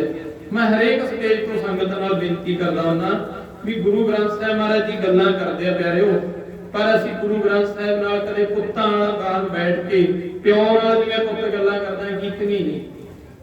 ਗੱਲਾਂ ਕਰਦੇ ਆ ਪਾਤਸ਼ਾਹ, ਕਦੇ ਕਰਕੇ ਦੇਖਿਓ ਆਪ ਜੀ, ਪਰ ਅਰਥ ਬਤਾਓ ਗੁਰਬਾਣੀ ਦੇ, ਅਰਥ ਪਹਿਲਾਂ ਪੜ੍ਹਨੇ ਪੈਣਗੇ। ਹੁਣ ਮਹਾਰਾਜ ਇੱਥੇ ਕੀ ਕਹਿੰਦੇ? ਕਈ ਜਨਮ ਭਏ ਕੀਟ ਪਤੰਗਾ। ਕਹਿੰਦੇ ਕਈ ਜਨਮ ਜਿਨ੍ਹਾਂ ਦੀ ਗਿਣਤੀ ਨਹੀਂ ਕੀਤੀ ਪਾਤਸ਼ਾਹ ਨੇ, ਕਈ ਕਹਿ ਦਿੱਤਾ ਜਾਂ ਕਰੋੜਾਂ ਕਹਿਣਗੇ ਅਸੀਂ, ਉਹਨਾਂ ਦੀ ਕੋਈ ਗਿਣਤੀ ਨਹੀਂ ਆਈ। ਉਹ ਕੀੜਿਆਂ ਪਤੰਗਿਆਂ ਵਾਲੀ ਭੋਗ ਕੇ ਆਏ ਅਸੀਂ। ਉਹ ਮੈਲ ਲੱਗੀ ਹੈ ਜਨਮ ਜਨਮ ਕੀ ਇਸ ਮਨ ਕੋ ਮਲ ਲਾਗੀ, ਮੈਂ ਸ਼ਬਦ ਵਰਤਿਆ ਨਾ। ਉਹ ਕਈ ਜਨਮ ਭਏ ਕੀਟ ਪਤੰਗਾ। ਮਹਾਰਾਜ ਕਹਿੰਦੇ ਕਈ ਜਨਮ ਦਾ ਕੀੜਿਆਂ ਪਤੰਗਿਆਂ ਵਾਲੇ, ਕਈ ਜਨਮ ਗਾਜ ਮੀਨ ਕੁਰੰਗਾ। ਕਿੰਨੇ ਲਫ਼ਜ਼ ਅੱਡੋ ਅੱਡੀ ਹੈ, ਗਾਜ ਮੀਨ ਕੁਰੰਗਾ। ਸਤਿਗੁਰੂ ਕਹਿੰਦੇ ਗਾਜ ਭਾਵ ਹਾਥੀ, ਮੀਨ ਭਾਵ ਮੱਛੀ, ਕੁਰੰਗਾ ਭਾਵ ਕਰਨਾ। ਹੁਣ ਬਾਦਸ਼ਾਹ ਕਹਿੰਦੇ ਕਈ ਜਨਮ ਅਸੀਂ ਗਾਜ ਹਾਥੀਆਂ ਵਾਲੇ ਭੋਗਾਏ, ਕਈ ਜਨਮ ਅਸੀਂ ਮੀਨ ਭਾਵ ਮੱਛੀਆਂ ਵਾਲੇ ਭੋਗਾਏ, ਕਈ ਜਨਮ ਅਸੀਂ ਕੁਰੰਗਿਆਂ ਹਿਰਨਾਂ ਵਾਲੇ ਭੋਗਾਏ। ਉਹ ਸਾਰੀ ਮੈਲ ਐਸ ਮਨ ਨੂੰ ਲਾ ਕੇ ਲੈ ਕੇ ਆਏ ਜਿਹੜਾ ਮਨੁੱਖਾ ਜੀਵਨ ਹੈ। ਅਗਲੀ ਗੱਲ ਸਤਿਗੁਰੂ ਜੀ ਕਹਿੰਦੇ ਕਈ ਜਨਮ ਗਜ ਮੀਨ ਕਰੰਗਾ, ਕਈ ਜਨਮ ਪੰਖੀ ਸਰਪ ਹੋਇਓ। ਪੰਖੀ ਆਪ ਜੀ ਸਮਝ ਗਏ ਹੋਣਗੇ, ਪੰਛੀਆਂ ਨੂੰ ਕਿਹਾ ਜਾਂਦਾ ਹੈ ਪੰਖੀ ਸ਼ਬਦ। ਅੱਗੇ ਮਹਾਰਾਜ ਜੀ ਕੀ ਕਹਿੰਦੇ? ਸਰਪ, ਸੱਪਾਂ ਦਾ ਨਾਮ ਲੈ ਦਿੱਤਾ। ਹੋਇਓ ਦਾ ਭਾਵ ਗੁਰੂ ਮਹਾਰਾਜ ਜੀ ਕਹਿੰਦੇ ਹੋਇਆ ਇਹਨਾਂ ਜੀਵਨਾਂ ਦੇ ਵਿੱਚ ਵੀ ਜਨਮ ਸਾਡਾ, ਆ ਸ਼ਰੀਰਾਂ ਦੇ ਵਿੱਚ ਦੀ ਵੀ ਵਿਜਰੇ। ਅੱਗੇ ਕੀ ਕਹਿੰਦੇ? ਕਈ ਜਨਮ ਹੈਬਰ ਬ੍ਰਿਖ ਜੋਇਓ। ਹੈਬਰ ਦਾ ਅਰਥ ਜੇ ਕਰ ਲਈਏ ਸੰਗਤ ਜੀ ਗੁਰਬਾਣੀ ਦੇ ਮੁਤਾਬਕ, ਬ੍ਰਿਜ ਭਾਸ਼ਾ ਦੇ ਵਿੱਚ ਘੋੜੇ ਨੂੰ ਹੈਬਰ ਕਿਹਾ ਜਾਂਦਾ, ਤੇਜ ਦੌੜਾਕ ਘੋੜੇ ਨੂੰ ਬ੍ਰਿਜ ਭਾਸ਼ਾ 'ਚ ਹੈਬਰ ਕਿਹਾ ਜਾਂਦਾ। ਹੋਰ ਵੀ ਕਈ ਬੋਲੀਆਂ 'ਚ ਹੈਬਰ ਸ਼ਬਦ ਵਰਤਿਆ, महाराज जी कहते तेज तड़ाक घोड़ियां वाला जीवन लेके आए ਜਿਹੜੇ रथां च जुड़ते ਹੁੰਦੇ ਸੀ बहुत तेज दौड़न वाले हैबर बृख बृख इत्थे नाम दरख्त का नहीं है संगत जी बृख नाम है बल्द का वैसे हिंदी ਦੇ ਵਿੱਚ ਬ੍ਰਿਖ ਸ਼ਬਦ ਕਹਿ ਦਿੰਦੇ ਆ ਬ੍ਰਿਸ਼ ਕਹਿ ਲਈਏ ਉਹ ਦਰਖਤ ਨੂੰ ਕਹਿ ਦਿੰਦੇ ਆ ਪਰ ਗੁਰਬਾਣੀ ਵਿੱਚ ਇੱਥੇ ਬ੍ਰਿਖ ਸ਼ਬਦ ਬਲਦ ਨੂੰ ਵਰਤਿਆ ਮਹਾਰਾਜ ਜੀ ਕਹਿੰਦੇ ਅਸੀਂ ਤੇਜ਼ ਤੜਾਕ ਘੋੜਿਆਂ ਲਈ ਵੀ ਜੀਵਨ ਭੋਗ ਕੇ ਆਏ ਅੱਗੇ ਅਸੀਂ ਬਲਦਾਂ ਵਾਲਾ ਜੀਵਨ ਵੀ ਭੋਗਿਆ ਹੈਬਰ ਬ੍ਰਿਖ ਜੋਇਓ ਦਾ ਭਾਵ ਜੁੜਨ ਵਾਲਾ ਹੁਣ ਕਈ ਤਾਂ ਮਹਾਰਾਜ ਕਹਿੰਦੇ ਰਥਾਂ 'ਚ ਜੁੜੇ ਉਹ ਘੋੜੇ ਵੀ ਬਣੇ ਤੇ ਗੱਡਿਆਂ 'ਚ ਜੁੜਨ ਵਾਲੇ ਬਲਦ ਵੀ ਬਣ ਕੇ ਆਏ ਉਹ ਸਾਰੀ ਮੈਲ ਕਿੱਥੇ ਲਾਈ ਐ ਇਸ ਮਨ ਨੂੰ ਕਈ ਜਨਮ ਹੈਬਰ ਬ੍ਰਿਖ ਜੋਇਓ ਅੱਗੇ ਮਹਾਰਾਜ ਕਹਿੰਦੇ ਮਿਲ ਜਗਦੀਸ਼ ਮਿਲਣ ਕੀ ਬਰੀਆ ਹੁਣ ਤੇਰੇ ਕੋਲ ਬਾਰੀ ਹੈ ਜਗਦੀਸ਼ ਨੂੰ ਮਿਲਣ ਦੀ ਇਹੀ ਸ਼ਬਦ ਜੇ ਗੁਰੂ ਅਰਜਨ ਦੇਵ ਮਹਾਰਾਜ ਜੀ ਦਾ ਪੜ੍ਹ ਲਈਏ ਜੀ ਗੁਰੂ ਅਰਜਨ ਦੇਵ ਮਹਾਰਾਜ ਕਹਿੰਦੇ ਭਈ ਪ੍ਰਾਪਤ ਮਾਨੁਖ ਦੇ ਬਰੀਆ ਉਹੀ ਗੱਲ ਆ ਗਈ ਨਾ ਉਹ ਕਹਿੰਦੇ ਮਿਲ ਜਗਦੀਸ਼ ਮਿਲਣ ਕੀ ਬਰੀਆ ਭਈ ਪ੍ਰਾਪਤ ਮਾਨੁਖ ਦੇ ਬਰੀਆ ਗੋਬਿੰਦ ਮਿਲਣ ਕੀ ਤੇਰੀ ਬਰੀਆ ਲਫ਼ਜ਼ ਦੇਖੋ ਸਾਰੇ ਗੁਰੂ ਸਾਹਿਬਾਨਾਂ ਨੇ ਸਾਰੇ ਭਗਤ ਸਾਹਿਬਾਨਾਂ ਨੇ ਸਾਰੇ ਭੱਟ ਸਾਹਿਬਾਨਾਂ ਨੇ ਗੁਰਸਿੱਖਾਂ ਨੇ ਜਿਨ੍ਹਾਂ ਦੀ ਬਾਣੀ ਹੈ ਗੁਰੂ ਗ੍ਰੰਥ ਸਾਹਿਬ ਲਫ਼ਜ਼ ਸ਼ਬਦ ਤੁਕਾਂ ਇੱਕੋ ਹੀ ਵਰਤੀਆਂ ਅਰਥ ਇੱਕੋ ਹੀ ਹੈ ਥੋੜਾ ਮੋਟਾ ਡਿਫਰੈਂਟ ਫਰਕ ਜ਼ਰੂਰ ਹੈ ਉਧਰ ਕਹਿੰਦੇ ਗੁਰੂ ਅਰਜਨ ਦੇਵ ਜੀ ਕਹਿੰਦੇ ਭਈ ਪ੍ਰਾਪਤ ਮਾਨੁਖ ਦੇ ਹੋਰੀਆ ਇਧਰ ਪਾਤਸ਼ਾਹ ਜੀ ਨੇ ਕਹਿੰਦੇ ਤਾਂ ਮਿਲ ਜਗਦੀਸ਼ ਮਿਲਣ ਕੀ ਬਰੀਆ ਉਧਰ ਪਾਤਸ਼ਾਹ ਜੀ ਨੇ ਕਹਿੰਦੇ ਤਾਂ ਗੋਬਿੰਦ ਮਿਲਣ ਕੀ ਤੇਰੀ ਬਰੀਆ ਬਾਰੀ ਹੈ ਭਾਈ ਪਰਮੇਸ਼ਰ ਨੂੰ ਮਿਲਣ ਦੀ ਇੱਥੇ ਗੁਰੂ ਸਾਹਿਬ ਜੀ ਨੇ ਲਫ਼ਜ਼ ਜਦੋਂ ਵਰਤਿਆ ਕਹਿੰਦੇ ਮਿਲ ਜਗਦੀਸ਼ ਮਿਲਣ ਕੀ ਬਰੀਆ ਹੁਣ ਇੱਥੇ ਗੱਲ ਕਰੀਏ ਵੀ ਸਾਰੇ ਉਹ ਜਨਮਾਂ ਦੀ ਮੈਲ ਕਿੱਥੇ ਹੈ ਮਨ ਦੇ ਵਿੱਚ ਹੈ ਤੇ ਮਹਾਰਾਜ ਜੀ ਕੀ ਕਹਿੰਦੇ ਕਹਿੰਦੇ ਜਨਮ ਜਨਮ ਕੀ ਇਸ ਮਨ ਕੋ ਮਲ ਲਾਗੀ ਕਾਲਾ ਹੁਆ ਸਿਆਹੋ ਖੰਨਲੀ ਧੋਤੀ ਉਜਲੀ ਨਾ ਹੋਵੇ ਜੇ 100 ਧੋਵਣ ਪਾਹੋ ਖੰਨਲੀ ਕੀ ਹੁੰਦੀ ਹੈ ਜੀ ਖੰਨਲੀ ਦਾ ਲਫ਼ਜ਼ ਪੜੋ ਮਹਾਰਾਜ ਕਹਿੰਦੇ ਖੰਨਲੀ ਦਾ ਅਰਥ ਹੈ ਕੋਲੂ ਦੀ ਲੀਰ ਕੋਲੂ ਦੀ ਲੀਰ ਕੋਲੂ ਵਾਲੇ ਵੀਰਾਂ ਨੇ ਫੇਰ ਫੇਰ ਕੇ ਕੋਲੂ ਤੇ ਉਹਦੇ ਚ ਐਡੀ ਹੱਟ ਮੈਲ ਭਾਈ ਹੁੰਦੀ ਆ ਉਹਨੂੰ ਮਹਾਰਾਜ ਜੀ ਕਹਿੰਦੇ ਜੇ 100 ਧੋਆ ਵੀ ਪਾ ਦਿਓ ਨਾ ਵੀਰ ਨੂੰ 100 ਵਾਰ ਧੋ ਦਿਓ ਉਹ ਸਾਫ਼ ਨਹੀਂ ਹੋਣ ਲੱਗੀ ਕਦੇ ਕਿਉਂਕਿ ਉਹਦੇ ਵਿੱਚ ਮੈਲ ਹੀ ਇੰਨੀ ਤਰ੍ਹਾਂ ਗੂੜੀ ਤਰ੍ਹਾਂ ਬੈਠ ਜਾਣੀ ਆ ਇਸੇ ਤਰ੍ਹਾਂ ਮਹਾਰਾਜ ਜੀ ਕਹਿੰਦੇ ਖੰਨਲੀ ਧੋਤੀ ਉਜਲੀ ਨਾ ਹੋਵੇ ਕੋਲੂ ਦੀ ਲੀਰ ਕਦੇ ਸਾਫ਼ ਨਹੀਂ ਹੁੰਦੀ ਭਲਿਓ ਇਸੇ ਤਰ੍ਹਾਂ ਮਨ ਨੂੰ ਸਾਫ਼ ਕਰਨਾ ਬੜਾ ਔਖਾ ਹੈ ਇਹ ਸਾਫ਼ ਕਿਵੇਂ ਹੋਵੇਗਾ ਇਹ ਸਾਫ਼ ਹੋਵੇਗਾ ਗੁਰੂ ਨਾਨਕ ਜੀ ਕਹਿੰਦੇ ਗੁਰਬਾਣੀ ਦੇ ਨਾਲ ਗੁਰੂ ਦਾ ਹੁਕਮ ਮੰਨਣ ਦੇ ਨਾਲ ਹੁਣ ਗੁਰੂ ਨਾਨਕ ਜੀ ਦੀ ਵਿਚਾਰ ਲੈ ਲੈਂਦੇ ਆ ਮਹਾਰਾਜ ਨੇ ਜਪਜੀ ਸਾਹਿਬ ਦੇ ਵਿੱਚ ਕੀ ਕਿਹਾ ਮਹਾਰਾਜ ਜੀ ਕਹਿੰਦੇ ਭੁੱਖਿਆਂ ਭੁੱਖ ਨਾ ਉਤਰੀ ਜੇ ਬੰਨਾ ਕੁੜੀਆਂ ਭਾਰ ਸਹਿ ਸਿਆਣਪਾ ਲੱਖ ਹੋਵੇ ਤਾਂ ਇੱਕ ਨਾ ਚੱਲੇ ਅੱਗੇ ਮਹਾਰਾਜ ਜੀ ਨੇ ਸ਼ਬਦ ਵਰਤ ਦੇਖੋ ਜਿਹੜੀ ਜਪਜੀ ਸਾਹਿਬ ਦੀ ਬਾਣੀ ਹੈ ਨਾ ਜੀ ਪਹਿਲੀਆਂ ਪੌੜੀਆਂ ਦੀ ਮਗਰਲੀਆਂ ਪੌੜੀਆਂ ਅਰਥ ਕਰ ਜਾਂਦੀਆਂ ਨੇ ਜਪਜੀ ਸਾਹਿਬ ਦੀ ਸਾਰੀ ਬਾਣੀ 38 ਦੀਆਂ 38 ਪੌੜੀਆਂ ਦੇ ਵਿਚਾਰੀਏ ਨਾ ਪਹਿਲੀਆਂ ਪੌੜੀਆਂ ਦੇ ਅਰਥ ਨਾਲ ਵਾਲੀ ਅਗਲੀ ਪੌੜੀ ਕਰੀ ਜਾਂਦੀ ਰਹਿੰਦੀ ਹੈ ਐ ਕਿ ਸਵਾਲ ਜਵਾਬ ਦੀ ਪਹਿਲੀ ਪੌੜੀ 'ਚ ਸਵਾਲ ਹੈ ਅਗਲੀ ਪੌੜੀ 'ਚ ਗੁਰੂ ਨਾਨਕ ਜੀ ਨੇ ਜਵਾਬ ਵੀ ਰੱਖਿਆ ਉਹ ਕਹਿੰਦੇ ਭੁੱਖਿਆਂ ਭੁੱਖ ਨਾ ਉਤਰੀ ਜੇ ਬੰਨਾ ਪੂਰੀਆਂ ਭਾਰ ਸਹਿ ਸਿਆਣਪਾਂ ਇੱਥੇ ਵੈਸੇ ਸਹਿਸ ਸ਼ਬਦ ਨਹੀਂ ਹੈਗਾ ਪੜਨ ਲੱਗੇ ਸੱਸਾ ਹਾਹਾ ਸੱਸਾ ਹੈ ਸਹਸ ਸ਼ਬਦ ਹੈ ਸਹਸ ਸਿਆਣਪਾਂ ਲੱਖ ਹੋ ਕੇ ਇੱਕ ਨਾ ਚੱਲੇ ਅੱਗੇ ਮਹਾਰਾਜ ਜੀ ਕੀ ਕਹਿੰਦੇ ਕਿਵ ਸਚਿਆਰਾ ਹੋਈ ਹੈ ਉਧਰ ਕਿਹਾ ਨਾ ਜਨਮ ਜਨਮ ਕੀ ਇਸ ਮਨ ਕੋ ਮਲ ਲਾਗੀ ਕਾਲਾ ਹੁਆ ਸਿਆਹੋ ਖੰਨਲੀ ਧੋਤੀ ਉਜਲੀ ਨਾ ਹੋਵੀ ਇੱਥੇ ਮਹਾਰਾਜ ਜੀ ਨੇ ਕਹਿੰਦੇ ਤਾਂ ਕਿਵ ਸਚਿਆਰਾ ਹੋਈ ਹੈ ਉਹ ਮਰਦਾਨੇ ਨੇ ਲਫ਼ਜ਼ ਬੋਲਿਆ ਸੀ ਮਹਾਰਾਜ ਅੰਦਰੋਂ ਸਚਿਆਰ ਕਿਵੇਂ ਹੋਈ ਹੈ ਮੈਲ ਨਹੀਂ ਜਾਂਦੀ ਅੰਦਰੋਂ ਪਾਤਸ਼ਾਹ ਗੁਰੂ ਨਾਨਕ ਜੀ ਕਹਿੰਦੇ ਦੇਖ ਸੁਣ ਕਿਵ ਸਚਿਆਰਾ ਹੋਈ ਹੈ ਕਿਵ ਕੂੜਾ ਟੁੱਟੈ ਪਾਲ ਦਾ ਸ਼ਬਦ ਲਫ਼ਜ਼ ਪੜ੍ਹਨਾ ਪਵੇਗਾ ਪਹਿਲਾਂ ਮੂਹਰਲੀਆਂ ਗੱਲਾਂ ਫਿਰ ਸਮਝ ਚ ਆਉਣਗੀਆਂ ਪਾਲ ਭਾਵ ਹੁੰਦਾ ਗੁਰੂ ਕੋ ਕੰਧ ਮਹਾਰਾਜ ਜੀ ਕਹਿੰਦੇ ਕੂੜੇ ਦੀ ਕੰਧ ਜਿਹੜੀ ਮਨ ਦੇ ਅੰਦਰ ਖੜੀ ਆ ਉਹਨੂੰ ਕਿਵੇਂ ਤੋੜੀਏ ਕਿਵ ਕੂੜਾ ਟੁੱਟੈ ਪਾਲ ਕੂੜੇ ਦੀ ਕੰਧ ਮਨੁੱਖ ਦੇ ਅੰਦਰ ਹੈ ਉਹ ਕੂੜੇ ਦੀ ਕੰਧ ਨੂੰ ਕਿਵੇਂ ਤੋੜੀਏ ਅੱਗੇ ਮਹਾਰਾਜ ਜੀ ਨੇ ਕਹਿੰਦੇ ਤਾਂ ਹੁਕਮ ਰਜ਼ਾਈ ਚੱਲਣਾ ਰਜ਼ਾਈ ਸ਼ਬਦ ਹੈ ਬਿੰਦੀ ਲੱਗੇ ਜੀ ਰਜ਼ਾਈ ਨਹੀਂ ਹੈਗਾ ਲਫ਼ਜ਼ ਜਦੋਂ ਤੁਸੀਂ ਪੜੋਗੇ ਨਾ ਤੁਹਾਡੇ ਆਪੇ ਦਿਮਾਗ ਵੀ ਸੋਚੂਗਾ ਵੀ ਇੱਥੇ ਰਜਾ ਦੇ ਵਿੱਚ ਰਹਿਣ ਨੂੰ ਰਜ਼ਾਈ ਸ਼ਬਦ ਵਰਤਿਆ ਰਜਾ ਦੇ ਵਿੱਚ ਰਹਿਣ ਵਾਲਾ ਰਜ਼ਾਈ ਹੁਕਮ ਰਜ਼ਾਈ ਚੱਲਣਾ ਅੱਗੇ ਮਹਾਰਾਜ ਕਹਿੰਦੇ ਨਾਨਕ ਲਿਖਿਆ ਨਾ ਗੁਰੂ ਨਾਨਕ ਜੀ ਨੇ ਲਫ਼ਜ਼ ਬੋਲ ਦਿੱਤਾ ਤੁਕ ਬੋਲ ਦਿੱਤੀ ਪੰਗਤੀ ਬੋਲ ਦਿੱਤੀ ਕਿ ਸਚਿਆਰਾ ਹੋਈ ਹੈ ਮਰਦਾਨੇ ਨੇ ਕਿਹਾ ਸੀ ਕਿ ਕਿਵੇਂ ਸੱਚੇ ਹੋਈਏ ਮਹਾਰਾਜ, ਅੰਦਰੋਂ ਸੁੱਚੇ ਨਹੀਂ ਹੋਇਆ ਜਾਂਦਾ। ਮਹਾਰਾਜ ਕਹਿੰਦੇ ਕਿ ਕੂੜਾ ਤੁੱਕਾ ਪਾਲ, ਕੂੜੇ ਦੀ ਕੰਧ ਨੂੰ ਕਿਵੇਂ ਤੋੜੀਏ। ਅੱਗੇ ਗੁਰੂ ਨਾਨਕ ਜੀ ਕਹਿੰਦੇ ਹੁਕਮ ਰਜ਼ਾਈ ਚੱਲਣਾ, ਹੁਕਮ ਦੇ ਵਿੱਚ ਰਜਾ ਦੇ ਵਿੱਚ ਰਹਿ ਕੇ ਪਰਮੇਸ਼ਰ ਦੇ, ਫੇਰ ਹੀ ਅੰਦਰ ਦੀ ਕੰਧ ਟੁੱਟੇਗੀ। ਤੇ ਫਿਰ ਗੁਰੂ ਨਾਨਕ ਜੀ ਨੇ ਜਦੋਂ ਇਦਾਂ ਪਿਆਰ ਬਖਸ਼ਿਆ ਨਾ, ਦੇਖ ਮਰਦਾਨਿਆਂ ਰੱਬ ਨੂੰ ਯਾਦ ਕਰਿਆ ਕਰ। ਉਹ ਕਹਿੰਦਾ ਮਹਾਰਾਜ ਕਰਦਾ, ਕਹਿੰਦੇ ਕੀ ਕਰਦਾ ਹੈ, ਕਹਿੰਦਾ ਮਹਾਰਾਜ ਰੋਜ਼ੇ ਰੱਖਦਾ ਉਹਦੇ ਧਰਮ ਦੇ ਅਨੁਸਾਰ। ਮਹਾਰਾਜ ਜੀ ਨੇ ਕੀ ਰੋਜ਼ੇ ਰੱਖਣ ਨਾਲ, ਭੁੱਖੇ ਮਰਨ ਨਾਲ ਰੱਬ ਖੁਸ਼ ਹੋ ਜੂ। ਦੇਖੋ ਗੁੱਸਾ ਨਾ ਬਣਾਇਓ, ਕਈ ਵਾਰ ਮੁਸਲਮਾਨ ਵੀਰ ਭੈਣਾਂ ਵਿੱਚ ਬੈਠੇ ਹੁੰਦੇ ਆ ਕੋਈ ਨਾ ਕੋਈ ਸੰਗਤ ਦੇ ਵਿੱਚ, ਉਹਨਾਂ ਦੇ ਧਰਮ ਦੀ ਮਰਜ਼ਾਦਾ ਹੈ, ਆਪਾਂ ਉਸ ਮਰਜ਼ਾਦਾ ਤੇ ਨਹੀਂ ਕੋਈ ਉਂਗਲ ਉਠਾ ਸਕਦੇ। ਪਰ ਗੁਰੂ ਨਾਨਕ ਨੇ ਆਪਣੇ ਧਰਮ ਦੇ ਵਿੱਚ ਆ ਕੇ ਕਿਹਾ ਨਹੀਂ, ਇਹਨਾਂ ਚੀਜ਼ਾਂ ਨਾਲ ਕਦੇ ਵੀ ਕੁਝ ਨਹੀਂ ਹੋ ਸਕਦਾ। ਆ ਪਿੱਛੇ ਜੇ ਵਰਤਾਂ ਦਾ ਵੀ ਲੰਘਿਆ ਟਾਈਮ, ਮੈਂ ਉਹਦੇ ਵੀ ਬੋਲਿਆ ਸੀ, ਲਾਈਵ ਵੀ ਹੋਇਆ ਸੀ ਮੈਂ ਫੋਨ ਤੋਂ ਵੀ ਨੈਟ ਤੇ। ਉਹਦੇ 'ਚ ਕੀ ਹੈ, ਗੁਰੂ ਨਾਨਕ ਜੀ ਦੇ ਲਫ਼ਜ਼ ਪੜ੍ਹ ਲਓ, ਗੁਰੂ ਗ੍ਰੰਥ ਸਾਹਿਬ ਜੀ ਦੇ ਵਿੱਚੋਂ ਭਾਸ਼ਾ ਪੜ੍ਹ ਲਓ, ਸਤਿਗੁਰਾਂ ਦੀਆਂ ਬੋਲੀ ਕਹਿ ਲਈਏ ਬੋਲੀ ਪੜ੍ਹ ਲਓ, ਉਹਨਾਂ ਦਾ ਹੋਕਾ ਸੁਣ ਲਓ। ਮਹਾਰਾਜ ਜੀ ਨੇ ਕਿਹਾ ਸੀ ਉੱਥੇ, ਕਹਿੰਦੇ ਭਾਈ ਅੰਨ ਛੋੜ ਜੇ ਕਰੇ ਪਖੰਡ, ਨਾ ਸੁਹਾਗਣ ਨਾ ਉਰਾਂਦਾ।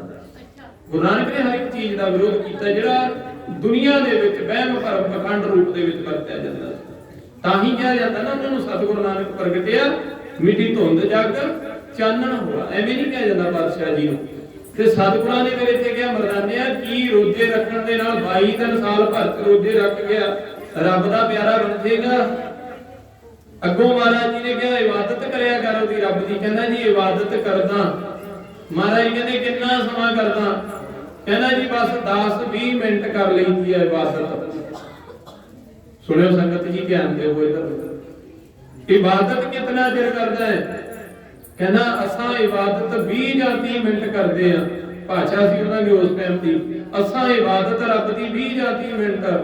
ਮਹਾਰਾਜ ਕਹਿੰਦੇ ਇੱਕ ਪੈਰ ਦਿਆ ਕਰ ਰੱਬ ਦੇ ਲਈ। ਸੁਣੋ ਸੰਗਤ ਜੀ, 4 ਪਹਿਰਾ ਦਿਨ ਹੈ, 4 ਪਹਿਰੀ ਰਾਤ ਹੈ, 8 ਪਹਿਰੇ ਗੁਜ਼ਾਰ ਦਿੰਦੇ ਆ, ਪਰ ਰੱਬ ਲਈ ਭੋਰਾ ਸਮਾਂ ਨਹੀਂ ਕੱਢਦੇ। ਗੁਰੂ ਨਾਨਕ ਜੀ ਨੇ 3 ਵਚਨ ਫਿਰ ਝੋਲੀ ਦੇ ਵਿੱਚ ਪਾ ਦੇ ਮਰਦਾਨੇ ਦੇ ਆਪ ਦਾ ਬਣਾਉਣ ਤੋਂ ਪਹਿਲਾਂ।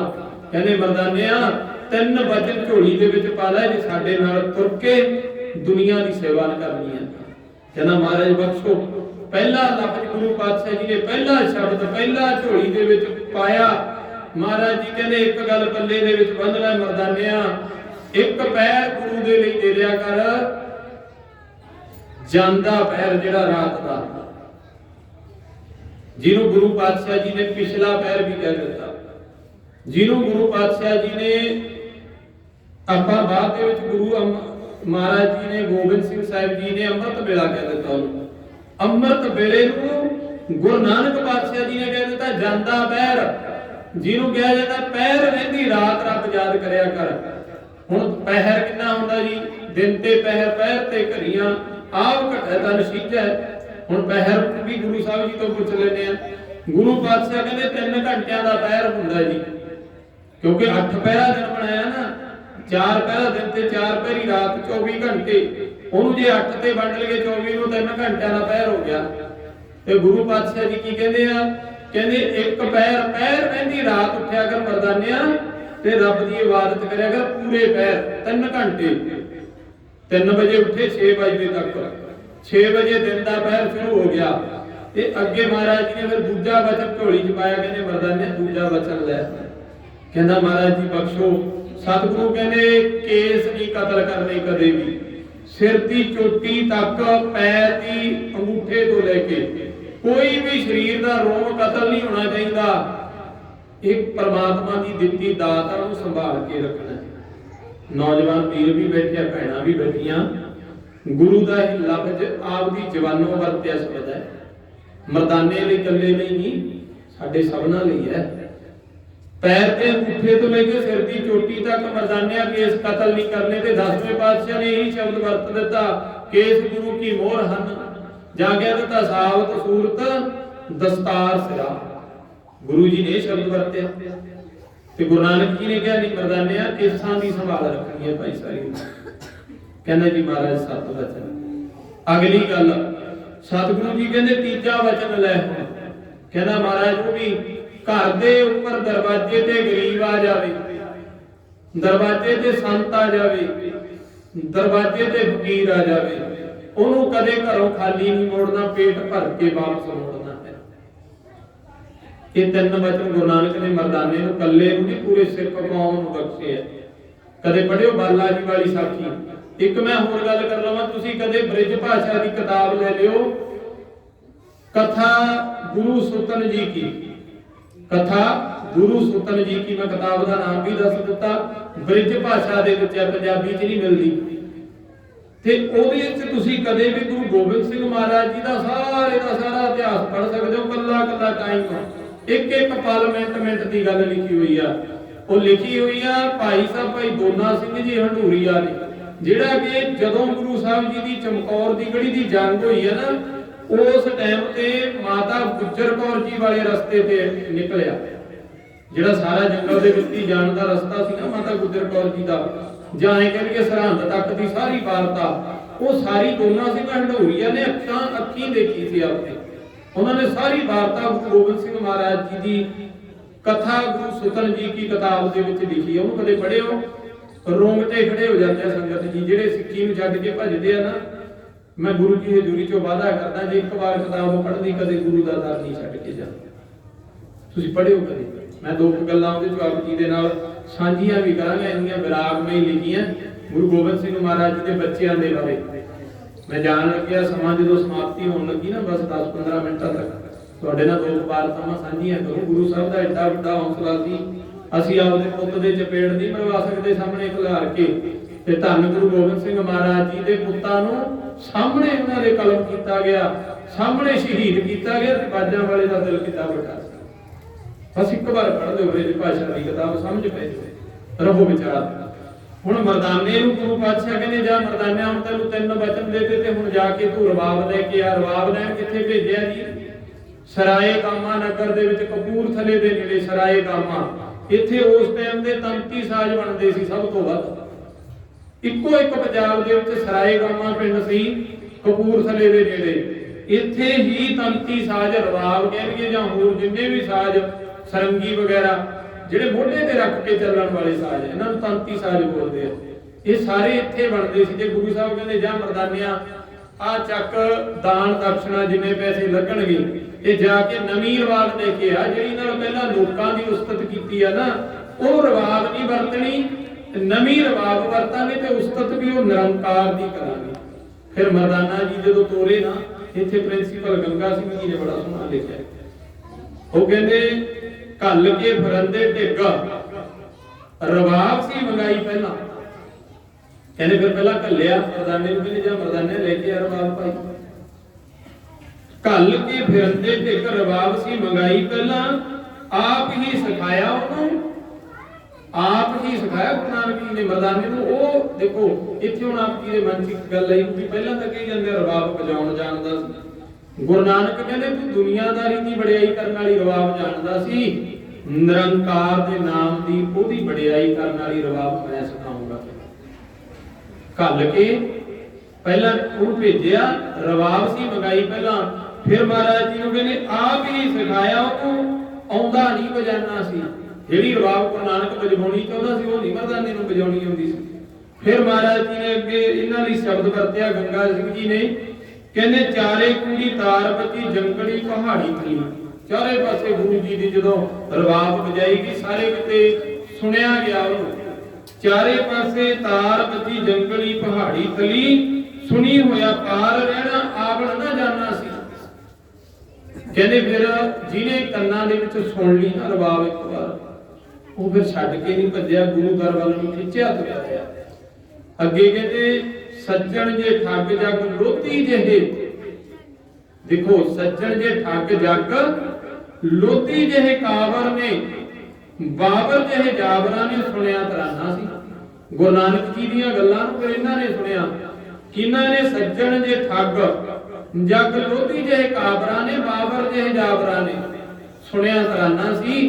ਅੱਗੇ ਪ੍ਰਿੰਸੀਪਲ ਗੰਗਾ ਸਿੰਘ ਜੀ ਕਹਿੰਦੇ ਬਾਬੇ ਦਾ ਰਬਾਬੀ ਰੱਬ ਆਬੀ ਪਿੰਨੀ ਤਾਰ ਦੀ। ਬਾਬੇ ਦੀ ਰਵਾਬ ਸੀ ਨਾ ਜਿਹੜੀ, ਉਹਨੂੰ ਰੱਬ ਤੇ ਆਬ ਹੁੰਦਾ ਪਾਣੀ, ਰੱਬ ਹੁੰਦਾ ਪਰਮਾਤਮਾ। ਪਰਮਾਤਮਾ ਦੇ ਨਾਮ ਵਿੱਚ ਭੇਜ ਕੇ ਜਦੋਂ ਗੁਰੂ ਨਾਨਕ ਜੀ ਰਵਾਬ ਤੇ ਗਾਉਂਦੇ ਸੀ, ਕਹਿੰਦੇ ਦਰਖਤਾਂ ਦੇ ਪੱਤਿਆਂ ਚੋਂ ਵੀ ਰਸ ਆਉਣ ਲਾ ਦਿੰਦੇ ਸੀ। ਤਾਂ ਸ਼ਬਦ ਵਰਤਿਆ, ਕਹਿੰਦੇ ਬਾਬੇ ਦਾ ਰਬਾਬੀ ਰੱਬ ਆਬੀ ਭਿੰਨੀ ਤਾਰ ਜੀ ਦੀ ਨਾ ਮਰਦਾਨਾ ਜਗ ਤਾਰ ਨੇ ਬਹਾਨਾ ਸੀ। ਉਹ ਡੂਮਾ ਦਾ ਪੁੱਤਰ ਨਾ ਤਾਂ ਮਰਦਾਨਾ ਹੀ ਰਖਾ ਕੇ ਆਇਆ ਆਪਦਾ, ਪਰ ਜਗ ਨੂੰ ਤਾਰਨ ਲਈ ਆਇਆ ਸੀ, ਇੱਕ ਬਹਾਨਾ ਬਣਿਆ। ਬਾਬੇ ਦਾ ਰਬਾਬੀ ਆਬੀ ਮਹਾਰਾਜ ਕਹਿੰਦੇ ਉਹ ਇੰਨਾ ਰਸ ਵਿੱਚ ਗਾਉਣ ਲੱਗੇ ਤੇ ਭਾਈ ਮਰਦਾਨੇ ਨਾਲ ਪਿਆਰ ਇੰਨਾ ਬਣ ਗਿਆ ਸਤਿਗੁਰਾਂ ਦਾ, ਤੇ ਮਰਦਾਨੇ ਨੂੰ ਗੁਰੂ ਪਾਤਸ਼ਾਹ ਜੀ ਨੇ ਆਪਦਾ ਵੱਡਾ ਭਾਈ ਸਮਝਣ ਲੱਗ ਪਏ। ਮੈਂ ਇੱਥੇ ਥੋੜੀ ਜੀ ਗੱਲ ਹੋਰ ਵੀ ਵਾਰਤਾ ਚੋਂ ਲੈ ਲਵਾਂ। ਭਾਈ ਮਰਦਾਨਾ ਜੀ ਗੁਰੂ ਨਾਨਕ ਜੀ ਨਾਲ ਕਹਿੰਦੇ ਮਖੌਲ ਵੀ ਬੜੇ ਕਰਦੇ ਸੀ, ਕਿਉਂਕਿ ਦੋਸਤੀ ਹੋ ਗਈ ਨਾ ਜੀ। ਉਮਰ ਦੇ ਵਿੱਚ ਵੀ ਹਾਣੋ ਹਾਣੀਆਂ 10 ਸਾਲ ਦਾ ਹੀ ਫਰਕ ਆ, ਵੱਡੇ ਆ ਭਾਈ ਮਰਦਾਨਾ ਜੀ। ਤੇ ਆਪ ਵੀ ਜਦੋਂ ਬੁਲਾਉਣਾ ਗੁਰੂ ਨਾਨਕ ਜੀ ਦੀ ਭਾਸ਼ਾ ਸੀ, ਉਹ ਕਹਿੰਦੇ ਹੁੰਦੇ ਵੇ ਮਰਦਾਨਿਆ ਕੀ ਕਰਦਾ। ਗੁਰੂ ਨਾਨਕ ਜੀ ਦੀ ਭਾਸ਼ਾ ਸੀ, ਉਹ ਜਾਂ ਕਹਿੰਦੇ ਹੁੰਦੇ ਅਸਾਂ ਨੇ ਤੈਨੂੰ ਕੰਮ ਕਰਾਉਣ ਲਈ ਬੁਲਾਇਆ। ਗੁਰੂ ਨਾਨਕ ਜੀ ਦੀ ਇਦਾਂ ਦੀ ਭਾਸ਼ਾ ਸੀ, ਅਸਾਂ ਨੇ ਤੈਨੂੰ ਕੰਮ ਕਰਾਉਣ ਲਈ ਬੁਲਾਇਆ ਜੀ। ਤੇ ਉਹ ਕਹਿੰਦੇ ਜਦੋਂ ਗੁਰੂ ਨਾਨਕ ਪਾਤਸ਼ਾਹ ਜੀ ਇੰਨਾ ਪਿਆਰ ਬਣ ਗਿਆ ਨਾ, ਤੇ ਇੱਕ ਦਿਨ ਕਹਿੰਦੇ ਕਲਯੁੱਗ ਬੁਲਾ ਲਿਆ ਗੁਰੂ ਨਾਨਕ ਜੀ ਨੇ। ਤੁਸੀਂ ਕਦੇ ਪੜ੍ਹਿਓ, ਸਾਖੀਆਂ ਪੜ੍ਹ ਕੇ ਦੇਖ ਲਿਓ, ਉੱਥੇ ਸਾਰੀਆਂ ਗੱਲਾਂ ਦੀ ਸਮਝ ਪੈ ਜਾਂਦੀ ਹੈ। ਦੇਖੋ ਜੀ ਨੇ, ਮੈਂ ਇੱਕ ਗੱਲ ਰੋਜ਼ ਸਟੇਜ ਤੋਂ ਬੋਲਦਾ ਹੁੰਦਾ ਜੀ, ਮੈਂ ਇੱਥੇ ਗੁਰਬਾਣੀ ਦੀਆਂ ਗੱਲਾਂ ਵੀ ਜਿੰਨੀਆਂ ਮਰਜ਼ੀ ਹੈ ਗੁਰੂ ਗ੍ਰੰਥ ਸਾਹਿਬ ਜੀ ਤੋਂ ਕਰ ਲਵਾਂ, ਪਰ ਮੈਨੂੰ ਪਤਾ ਮੇਰੇ ਨਗਰ ਦੀ ਸੰਗਤ ਥੋੜਾ ਸਾਖੀਆਂ ਸੁਣ ਕੇ ਵੀ ਰਾਜੀ ਹੈ। ਹੁਣ ਬਹੁਤੇ ਮੈਂ ਇਹ ਵੀ ਨਾਲ ਸ਼ਬਦ ਤਾਂ ਵਰਤਦਾ ਹੁੰਦਾ, ਕਈ ਵੀਰ ਸਾਖੀਆਂ ਨੂੰ ਪਸੰਦ ਨਹੀਂ ਕਰਦੇ, ਉਹ ਕਹਿੰਦੇ ਜੀ ਇਹ ਤਾਂ ਝੂਠ ਹੈ। ਇਤਿਹਾਸ ਕਦੇ ਝੂਠ ਨਹੀਂ ਹੁੰਦਾ ਜੀ, ਇਤਿਹਾਸ ਸੱਚ ਹੈ। ਜਿਹੜਾ ਸਾਡੇ ਇਤਿਹਾਸ ਤੇ ਸ਼ੰਕਾ ਕਰਦਾ ਹੈ, ਉਹ ਸਮਝ ਲਓ ਗੁਰੂ ਤੇ ਸ਼ੰਕਾ ਕਰਦਾ ਹੈ। ਉਹ ਸ਼੍ਰੀ ਚੰਦ ਵਾਂਗ ਗੁਰੂ ਤੋਂ ਕਦੇ ਪਿਆਰ ਨਹੀਂ ਲੈ ਸਕਣਾ। ਲੈਣੇ ਦੇ ਵਾਂਗ ਰਹਿ ਕੇ ਅਸੀਂ ਪਿਆਰ ਲੈਣਾ ਹੈ। ਇਸੇ ਤਰ੍ਹਾਂ ਗੁਰੂ ਪਾਤਸ਼ਾਹ ਜੀ ਜਦੋਂ ਮਰਦਾਨੇ ਨੂੰ ਕਹਿੰਦੇ ਨਾਲ ਲੈ ਕੇ ਗਏ ਹੋਏ ਸੀ ਬਿਆਸਾ ਦੇ ਕਿਨਾਰੇ ਬੈਠੇ ਨਾ, ਦਰਿਆ ਦੇ ਕੰਢੇ, ਤੇ ਉੱਥੇ ਗੁਰੂ ਪਾਤਸ਼ਾਹ ਜੀ ਨੇ ਬੁਲਾ ਲਿਆ ਕਲਯੁੱਗ ਨਾਲ ਵਾਰਤਾ ਕਰਨ ਵਾਸਤੇ। ਕਲਯੁੱਗ ਨੂੰ ਸੱਦ ਲਿਆ ਸਤਿਗੁਰਾਂ ਨੇ। ਤੇ ਜਦੋਂ ਕਲਯੁੱਗ ਆਇਆ ਨਾ ਜੀ, ਸਾਹਮਣੇ ਖਲੋਗਾ ਵੱਡਾ ਰੂਪ ਲੈ ਕੇ ਗੁਰੂ ਨਾਨਕ ਜੀ ਦੇ, ਤੇ ਮਰਦਾਨਾ ਜੀ ਡਰ ਗਿਆ। ਤੇ ਜਦੋਂ ਡਰੇ ਨਾ ਭਾਈ ਮਰਦਾਨਾ ਜੀ, ਤੇ ਗੁਰੂ ਨਾਨਕ ਕਹਿੰਦੇ ਮਰਦਾਨੇ ਡਰਦਾ ਕਿਉਂ ਹੈ ਭਾਈ? ਕਹਿੰਦਾ ਮਹਾਰਾਜ ਆ ਇੰਨਾ ਭੈੜਾ ਕੀ ਰੂਪ ਹੈ। ਸਤਿਗੁਰੂ ਕਹਿੰਦੇ ਤਾਂ ਕਲਯੁੱਗ ਹੈ, ਇਹਨੂੰ ਆਪਾਂ ਬੁਲਾਇਆ ਹੈ, ਇਹਦੇ ਨਾਲ ਵਾਰਤਾ ਗੱਲ ਕਰਨੀ ਹੈ ਵੀ ਤੂੰ ਕਿਉਂ ਲੋਕਾਂ ਨੂੰ ਤੰਗ ਪਰੇਸ਼ਾਨ ਕਰਦਾ ਹੈ। ਕਿਉਂਕਿ ਕਲਯੁੱਗ ਦੇ ਅਵਤਾਰ ਸੀ ਗੁਰੂ ਨਾਨਕ ਪਾਤਸ਼ਾਹ, ਤੇ ਕਲਯੁੱਗ ਕਹਿਣੇ ਦੇ ਵਿੱਚ ਨੇ ਗੁਰੂ ਨਾਨਕ ਜੀ ਦੇ। ਅੱਜ ਵੀ ਹੈ, ਉਹਨਾਂ ਸਮਿਆਂ ਤੇ ਨਹੀਂ ਸੀ। ਜੇ 550 ਸਾਲ ਪਹਿਲਾਂ ਦੀ ਗੱਲ ਕਰੀਏ, ਉਦੋਂ ਹੀ ਨਹੀਂ ਇਕੱਲੇ। ਅੱਜ ਵੀ ਜਿਹੜਾ ਗੁਰੂ ਨਾਨਕ ਨਾਲ ਪਿਆਰ ਕਰਦਾ ਉਹਨੂੰ ਕਲਯੁੱਗ ਨਹੀਂ ਸਤਾਉਂਦਾ, ਤੇ ਜਿਹੜਾ ਗੁਰੂ ਨਾਨਕ ਦੀ ਬਾਣੀ ਨਾਲ ਪਿਆਰ ਨਹੀਂ ਕਰਦਾ ਉਹਨੂੰ ਕਲਯੁੱਗ ਖਾਣ ਲੱਗਿਆ ਸਮਾਂ ਨਹੀਂ ਲੱਗਦਾ। ਇਹ ਗੱਲ ਤੁਸੀਂ ਨੋਟ ਕਰ ਲਿਓ। ਤੇ ਗੁਰੂ ਨਾਨਕ ਜੀ ਨੇ ਜਦੋਂ ਕਹਿੰਦੇ ਬੁਲਾਇਆ ਕਲਯੁੱਗ ਨੂੰ, ਤੇ ਮਰਦਾਨਾ ਡਰ ਗਿਆ। ਤੇ ਡਰਨ ਤੋਂ ਬਾਅਦ ਜਦੋਂ ਕਲਯੁੱਗ ਵਾਰਤਾ ਕਰਕੇ ਗੁਰੂ ਨਾਨਕ ਜੀ ਨਾਲ ਚਲਿਆ ਗਿਆ ਨਾ, ਤੇ ਮਰਦਾਨਾ ਅੱਗੋਂ ਲਫ਼ਜ਼ ਬੋਲ ਕੇ ਕਹਿੰਦਾ ਬਾਬਾ ਅਸਾਂ ਨੂੰ ਤੇ ਘੱਟ ਛੱਡ। ਕਿਉਂਕਿ ਭਾਸ਼ਾ ਸੀ ਜੀ ਉਹਨਾਂ ਦੀ, ਅਸਾਂ ਨੂੰ ਤਾਂ ਘੱਟ ਛੱਡ, ਅਸਾਂ ਨਹੀਂ ਇੱਥੇ ਰਹਿਣਾ। ਕਹਿਣ ਲੱਗਿਆ ਮੈਨੂੰ ਤੋਰ ਦੇ ਬਾਬਾ, ਮੈਂ ਨਹੀਂ ਤੇਰੇ ਨਾਲ ਰਹਿਣਾ, ਤੂੰ ਤਾਂ ਹੋਰ ਹੀ ਵੱਡੇ ਪੰਗਿਆਂ 'ਚ ਪਾਉਣਾ। ਕਿਉਂਕਿ ਦੋਸਤੀ ਸੀ ਨਾ ਜੀ, ਦੋਸਤੀ ਤੌਰ ਤੇ ਵੀ ਵਰਤਿਆ ਗੁਰੂ ਨਾਨਕ ਨੂੰ ਮਰਦਾਨੇ ਨੇ। ਤੇ ਅੱਗੋਂ ਲਫ਼ਜ਼ ਵਰਤਿਆ ਅਸਾਂ ਨੇ ਤਾਂ ਅਜੇ ਤੱਕ ਮਰਾਸਣ ਦਾ ਚੰਗੀ ਤਰ੍ਹਾਂ ਮੂੰਹ ਵੀ ਨਹੀਂ ਤੱਕਿਆ ਸੀ। ਲਫ਼ਜ਼ ਦੋਸਤੀ ਤੌਰ ਤੇ ਵਰਤਿਆ, ਕਿਉਂਕਿ ਮੈਂ ਕੋਈ ਲਫ਼ਜ਼ ਗਲਤ ਨਹੀਂ ਵਰਤਿਆ। ਮੈਂ ਬਾਬਾ ਬਾਲਾ ਜੀ ਦੀ ਸਾਖੀ ਚੋਂ ਪੜ੍ਹੇ ਨੇ, ਅਸਾਂ ਨੇ ਅਜੇ ਤੱਕ ਪਰਿਵਾਰ ਦਾ ਮੂੰਹ ਨਹੀਂ ਚੰਗੀ ਤਰ੍ਹਾਂ ਤੱਕਿਆ, ਬਾਬਾ ਸਾਨੂੰ ਘੱਟ ਛੱਡ। ਬਾਬਾ ਕਹਿੰਦਾ ਨਾ ਡਰ ਮਰਦਾਨਿਆ, ਇਦਾਂ ਦੀਆਂ ਰੁਕਾਵਟਾਂ ਦੇ ਵਿੱਚ ਦੀ ਲੰਘਾਂਗੇ, ਫੇਰ ਹੀ ਜਾ ਕੇ ਕਿਤੇ ਦੁਨੀਆ ਨੂੰ ਸੱਚ ਦੇ ਰਾਹ ਤੇ ਤੋਰ ਕੇ ਜਾਵਾਂਗੇ। ਫਿਰ ਕੀ ਹੋਇਆ ਜੀ, ਅੱਗੇ ਤੁਸੀਂ ਇਤਿਹਾਸ ਪੜ੍ਹਿਆ ਸੁਣਿਆ ਹੋਵੇਗਾ। ਮੈਂ ਸਮਾਂ ਬਸ 10:15 ਵਜੇ ਦਾ ਪਰਿਵਾਰ ਵੱਲੋਂ ਹੁਕਮ ਹੋਇਆ, ਮੈਂ ਉਨਾ ਹੀ ਸਮਾਂ ਲੈਣਾ, ਇੱਕ ਅੱਧਾ ਮਿੰਟ ਵੱਧ ਨਹੀਂ ਲੈਣਾ ਆਪ ਜੀ ਦਾ। ਤੇ ਬਾਬਾ ਨਾਨਕ ਜੀ ਨੇ ਫਿਰ ਮਰਦਾਨੇ ਨੂੰ ਕਿਹਾ ਚੱਲ ਮਰਦਾਨਿਆ 4 ਉਦਾਸੀਆਂ ਕਰਨੀਆਂ ਆਪਾਂ। ਤੇ 4 ਉਦਾਸੀਆਂ ਕਰਨ ਚੱਲ ਪਏ। ਪਹਿਲੀ, ਦੂਜੀ, ਤੀਜੀ, ਚੌਥੀ ਉਦਾਸੀਆਂ ਨੂੰ ਕਦੇ ਤੁਸੀਂ ਪੜ੍ਹ ਕੇ ਦੇਖਿਓ। ਕਿਸੇ ਦਿਨ ਗੁਰੂ ਨਾਨਕ ਜੀ ਦਾ ਵਾਹ ਪਿਆ ਬਲੀ ਕੰਧਾਰੀ ਦੇ ਨਾਲ। ਹੁਣ ਬਲੀ ਕੰਧਾਰੀ ਦੇ ਜਦੋਂ ਉੱਪਰ ਝਰਨਾ ਵਹਿੰਦਾ ਸੀ ਪਹਾੜੀ ਦੇ ਉੱਪਰ, ਅੱਜ ਪੰਜਾ ਸਾਹਿਬ ਗੁਰਦੁਆਰਾ ਪਾਕਿਸਤਾਨ ਦੇ ਵਿੱਚ ਪੈਂਦਾ, ਤੇ ਜਦੋਂ ਝਰਨਾ ਉੱਪਰ ਪੈਂਦਾ ਸੀ ਨਾ ਜੀ, ਤੇ ਝਰਨੇ ਦਾ ਪਾਣੀ ਥੱਲੇ ਲੋਕਾਂ ਕੋਲ ਜਾਂਦਾ ਸੀ ਪਾਣੀ ਪੀਣ ਵਾਸਤੇ। ਤੇ ਬਲੀ ਕੰਧਾਰੀ ਨੇ ਝਰਨਾ ਰੋਕਿਆ ਹੋਇਆ ਸੀ, ਪਹਾੜੀ ਦੇ ਉੱਪਰ ਲੋਕਾਂ ਨੂੰ ਪਾਣੀ ਨਹੀਂ ਪੀਣ ਦਿੰਦਾ ਸੀ, ਤੰਗ ਕਰਦਾ ਸੀ, ਪਰੇਸ਼ਾਨ ਕਰਦਾ ਸੀ। ਤੇ ਮਰਦਾਨੇ ਨੂੰ ਗੁਰੂ ਨਾਨਕ ਜੀ ਕਹਿੰਦੇ ਜਾ ਮਰਦਾਨਿਆ ਪਾਣੀ ਲੈ ਕੇ ਆ। ਕਹਿੰਦਾ ਮਹਾਰਾਜ ਕਿੱਥੋਂ? ਸਤਿਗੁਰੂ ਕਹਿੰਦੇ ਜਾਂ ਪਹਾੜੀ ਤੋਂ ਲਿਆ। ਕੌਤਕ ਸੀ ਸਤਿਗੁਰਾਂ ਦਾ। ਜਦੋਂ ਲੈਣ ਗਿਆ ਬਲੀ ਕੰਧਾਰੀ ਕਹਿੰਦਾ ਤੂੰ ਕੌਣ ਹੈ ਪਾਣੀ ਲੈਣ ਆਉਂਦਾ? ਮੈਂ ਨਹੀਂ ਦਿੰਦਾ ਤੈਨੂੰ ਪਾਣੀ, ਮੈਂ ਤਾਂ ਇੱਥੇ ਕਿਸੇ ਬੂੰਦ ਨਹੀਂ ਪਾਣੀ ਦੀ ਦੇਣ ਦਿੰਦਾ। ਤੇ ਗੁਰੂ ਨਾਨਕ ਜੀ ਕੋਲ ਵਾਪਸ ਆ ਗਏ ਭਾਈ ਮਰਦਾਨਾ ਜੀ। ਕਹਿੰਦੇ ਬਾਬਾ ਉਹ ਤੇ ਪਾਣੀ ਦਿੱਤਾ ਨਹੀਂ ਉਹਨੇ ਤਾਂ। ਤੇ ਮਹਾਰਾਜ ਕਹਿੰਦੇ ਐ ਕਰੋ ਸਾਹਮਣੇ ਵਾਲਾ ਪੱਥਰ ਚੁੱਕ ਦੇ, ਪਾਣੀ ਇੱਥੇ ਪ੍ਰਗਟ ਹੋ ਜਾਊਗਾ।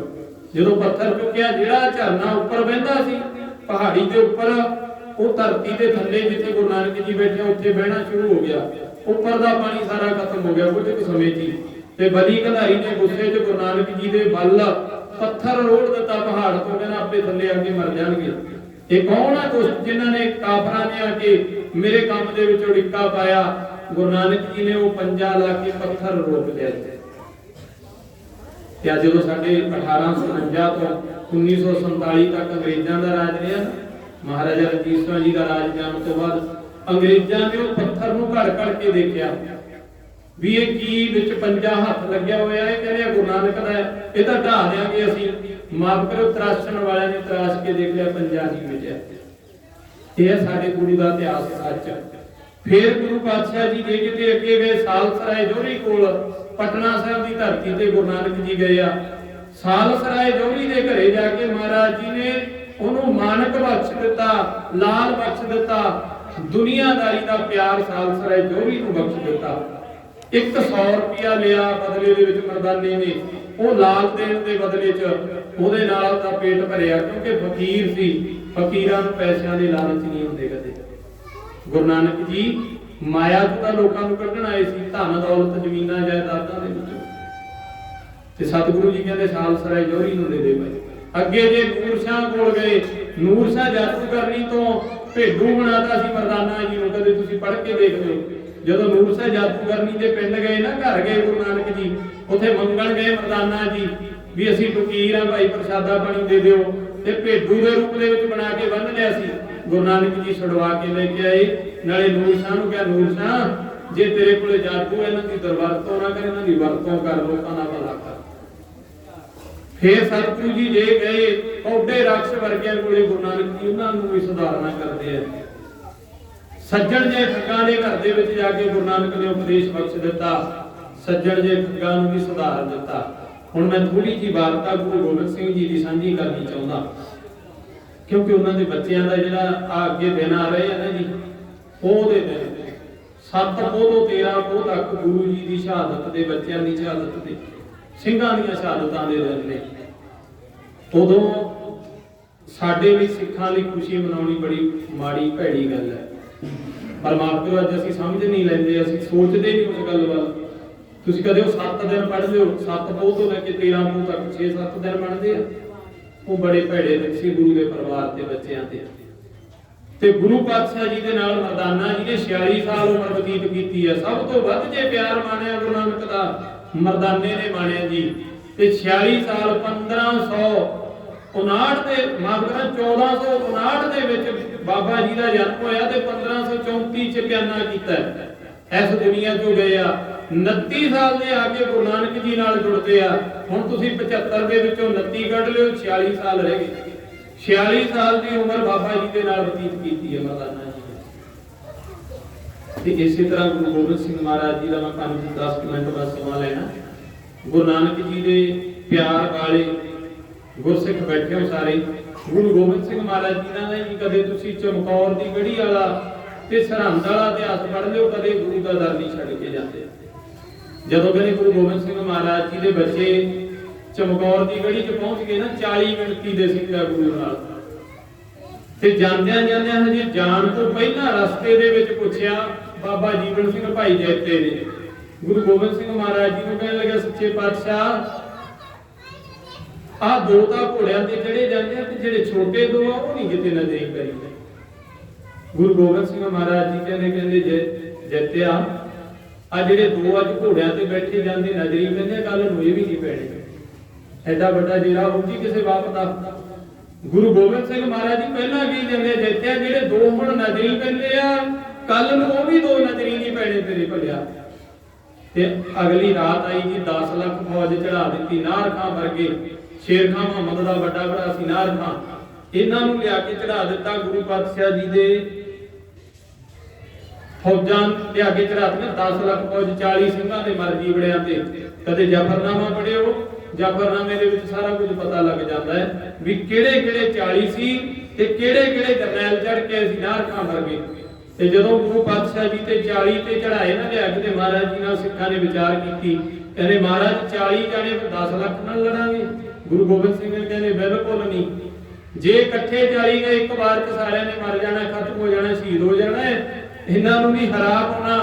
ਮਹਾਰਾਜ ਕਹਿੰਦੇ 8-8 ਜਾਣੇ ਵੰਡ ਲਓ, 5 ਜਥਿਆਂ ਚ ਜਾਵਾਂਗੇ। 8 5 40। ਤੇ ਉਧਰ ਜੇ ਵੰਡ ਕੇ ਦੇਖੀਏ 1.25 ਲੱਖ ਇੱਕ ਨੂੰ ਆਉਂਦਾ ਸੀ ਵੰਡਿਆ, ਕਿਉਂਕਿ 10 ਲੱਖ ਚ 8 ਜਾਣਿਆਂ ਨੇ ਜਾਣਾ। ਤੇ ਮਹਾਰਾਜ ਜੀ ਨੇ ਫਿਰ ਕਿਹਾ, ਕਹਿੰਦੇ 1.25 ਲੱਖ ਸੇ ਇੱਕ ਲੜਾਊਂ ਤਬੇ ਗੋਬਿੰਦ ਸਿੰਘ ਨਾਮ ਕਹਾਊਂ। ਮਹਾਰਾਜ ਜੀ ਨੇ 8 ਜਾਣੇ ਜਾਇਆ ਕਰੋ ਭਾਈ ਜਥੇ ਬਣਾ ਕੇ। ਤੇ ਪਹਿਲੇ ਜਥੇ ਦਾ ਮੋਢੀ ਥਾਪਦਾ ਬਾਬਾ ਅਜੀਤ ਸਿੰਘ ਜੀ ਨੂੰ, ਜਿਨ੍ਹਾਂ ਦੀ ਪੌਣੇ 17 ਸਾਲ ਉਮਰ ਸੀ ਉਸ ਟਾਈਮ ਤੇ। ਤੇ ਜਦੋਂ ਥਾਪਦਾ ਜਥੇਦਾਰ ਬਾਬਾ ਜੈਤਾ ਜੀ, ਬਾਬਾ ਜੀਵਨ ਸਿੰਘ ਜਿਨ੍ਹਾਂ ਨੂੰ ਕਹਿੰਦੇ ਆ, ਉਹ ਆਏ। ਮਹਾਰਾਜ ਤੁਹਾਡੇ ਪੁੱਤਰ ਨੂੰ ਨਹੀਂ ਭੇਜਣਾ ਪਹਿਲਾਂ। ਸਤਿਗੁਰੂ ਕਹਿੰਦੇ ਮੈਂ ਮਹਾਭਾਰਤ ਵਾਲਾ ਇਤਿਹਾਸ ਨਹੀਂ ਦਿਖਾਉਣਾ ਚਾਹੁੰਦਾ ਜੀਵਨ ਸਿਆ। ਉਹ ਕਹਿੰਦੇ ਕਿਉਂ? ਕਹਿੰਦੇ ਮਹਾਭਾਰਤ ਦੇ ਵਿੱਚ ਭਗਵਾਨ ਕ੍ਰਿਸ਼ਨ ਨੇ ਆਪਦੇ ਪੁੱਤ ਪਿੱਛੇ ਕਰਨੇ ਸੀ ਤੇ ਅਰਜਨ ਵਰਗੇ ਮਰਵਾਤੇ ਸੀ। ਬਗਾਨੀਆਂ ਮਾਵਾਂ ਦੇ ਪੁੱਤ ਮਰਵਾਤੇ ਸੀ। ਲੋਕ ਅੱਜ ਤੱਕ ਕ੍ਰਿਸ਼ਨ ਤੇ ਉਂਗਲਾਂ ਉਠਾਉਂਦੇ ਆ ਵੀ ਆਪਦੇ ਪੁੱਤ ਪਿੱਛੇ ਕਰ ਲਏ। ਮੈਂ ਨਹੀਂ ਕਹਾਉਣਾ ਚਾਹੁੰਦਾ ਵੀ ਗੋਬਿੰਦ ਸਿੰਘ ਨੇ ਆਪਦੇ ਪੁੱਤ ਪਿੱਛੇ ਕਰ ਲਏ ਤੇ ਬਗਾਨੀਆਂ ਮਾਵਾਂ ਦੇ ਪੁੱਤ ਮਰਵਾਏ। ਮੇਰਾ ਪੁੱਤ ਪਹਿਲੇ ਜਥੇ ਦਾ ਮੋਢੀ ਬਣ ਕੇ ਜਾਵੇਗਾ। ਤੇ ਗੁਰੂ ਗੋਬਿੰਦ ਸਿੰਘ ਮਹਾਰਾਜ ਜੀ ਦੇ ਵੱਡੇ ਪੁੱਤਰ ਬਾਬਾ ਸਾਹਿਬਜ਼ਾਦਾ ਬਾਬਾ ਅਜੀਤ ਸਿੰਘ ਜੀ ਜਦੋਂ ਗਏ ਜੰਗ ਦੇ ਮੈਦਾਨ ਦੇ ਵਿੱਚ ਪੌਣੇ 4 ਘੰਟੇ ਲੜਦੇ ਰਹੇ। ਜਦੋਂ ਲੜਦੇ ਰਹੇ ਤੇ 346 ਫੱਟ ਵੱਜ ਗਏ। ਕਦੇ ਭਾਈ ਦੋਨਾ ਸਿੰਘ ਹੰਡੂਰੀਆ ਦੀ ਬ੍ਰਿਜ ਭਾਸ਼ਾ ਦੀ ਕਿਤਾਬ ਮੈਂ ਕਿਹਾ ਨਾ ਜੀ, ਪੜ੍ਹ ਕੇ ਦੇਖ ਲਓ। ਕਥਾ ਸੁਤਨ ਗੁਰੂ ਸੁਤਨ ਜੀ ਦੀ, ਗੁਰੂ ਦੇ ਪੁੱਤਰਾਂ ਦੀ ਕਥਾ ਬ੍ਰਿਜ ਭਾਸ਼ਾ ਦੇ ਵਿੱਚ ਸੁਤਨ ਕਿਹਾ ਜਾਂਦਾ ਹੈ। ਕਥਾ ਗੁਰੂ ਸੁਤਨ ਜੀ ਦੀ। ਉੱਥੇ ਕਹਿੰਦੇ ਭਾਈ ਦੋਨਾ ਸਿੰਘ ਜੀ ਲਿਖਦੇ ਆ, ਕਹਿੰਦੇ 346 ਫੱਟ ਬਾਬਾ ਅਜੀਤ ਸਿੰਘ ਦੇ ਪੂਰੇ ਸਰੀਰ ਤੇ ਵੱਜ ਗਏ। ਤੇ ਜਦੋਂ 346 ਫੱਟ ਵੱਜ ਗਏ ਤੇ ਥੱਲੇ ਡਿੱਗ ਪਏ ਘੋੜੇ ਤੋਂ। ਹੁਣ ਇੰਨੇ ਜ਼ਖਮਾਂ ਦੀ ਤਾਪ ਵੀ ਨਹੀਂ ਝੱਲੀ। ਪੌਣੇ 4 ਘੰਟੇ ਵੀ ਤੇਗ ਵਾਹੀ ਤਲਵਾਰ ਖੋਹਦੇ ਰਹੇ। ਤੇ ਗੁਰੂ ਗੋਬਿੰਦ ਸਿੰਘ ਮਹਾਰਾਜ ਜੀ ਇੱਕੋ ਪੈਰ ਤੇ ਖੜੇ ਆਪਦੇ ਪੁੱਤ ਨੂੰ ਤੱਕਦੇ ਰਹੇ ਜੰਗ ਦੇ ਮੈਦਾਨ 'ਚ ਭਿੜਦੇ ਆ। ਤੇ ਜਦੋਂ ਕਹਿੰਦੇ ਥੱਲੇ ਡਿੱਗੇ ਨਾ ਜੀ ਘੋੜੇ ਤੋਂ, ਤੇ ਗੁਰੂ ਗੋਬਿੰਦ ਸਿੰਘ ਮਹਾਰਾਜ ਜੀ ਨੇ ਫਿਰ ਇੱਕ ਲਫ਼ਜ਼ ਵਰਤਿਆ, ਕਹਿੰਦੇ ਸ਼ਾਬਾਸ਼ ਪਿਸਰ ਕਿਆ ਖੂਬ ਦਲੇਰੀ ਸੇ ਲੜੇ ਹੋ, ਲੜਦੇ ਵੀ ਕਿਉਂ ਨਾ ਗੋਬਿੰਦ ਕੇ ਫਰਜ਼ੰਦ ਜੋ ਬੜੇ। ਕਹਿੰਦੇ ਮੇਰਾ ਵੱਡਾ ਪੁੱਤਰ ਸੀ, ਸ਼ਾਬਾਸ਼ ਪੁੱਤਰਾ ਬੜੀ ਖੂਬ ਦਲੇਰੀ ਨਾਲ ਲੜਿਆ। ਲੜਨਾ ਵੀ ਚਾਹੀਦਾ ਸੀ, ਤੂੰ ਮੇਰਾ ਵੱਡਾ ਪੁੱਤ ਸੀ ਚਾਰਾਂ ਦੇ ਵਿੱਚੋਂ। ਤੇ ਫਿਰ ਸਤਿਗੁਰਾਂ ਨੇ ਬੋਲੇ ਸੋ ਨਿਹਾਲ ਦਾ ਜੈਕਾਰਾ ਲਾਇਆ ਸੀ ਜੀ।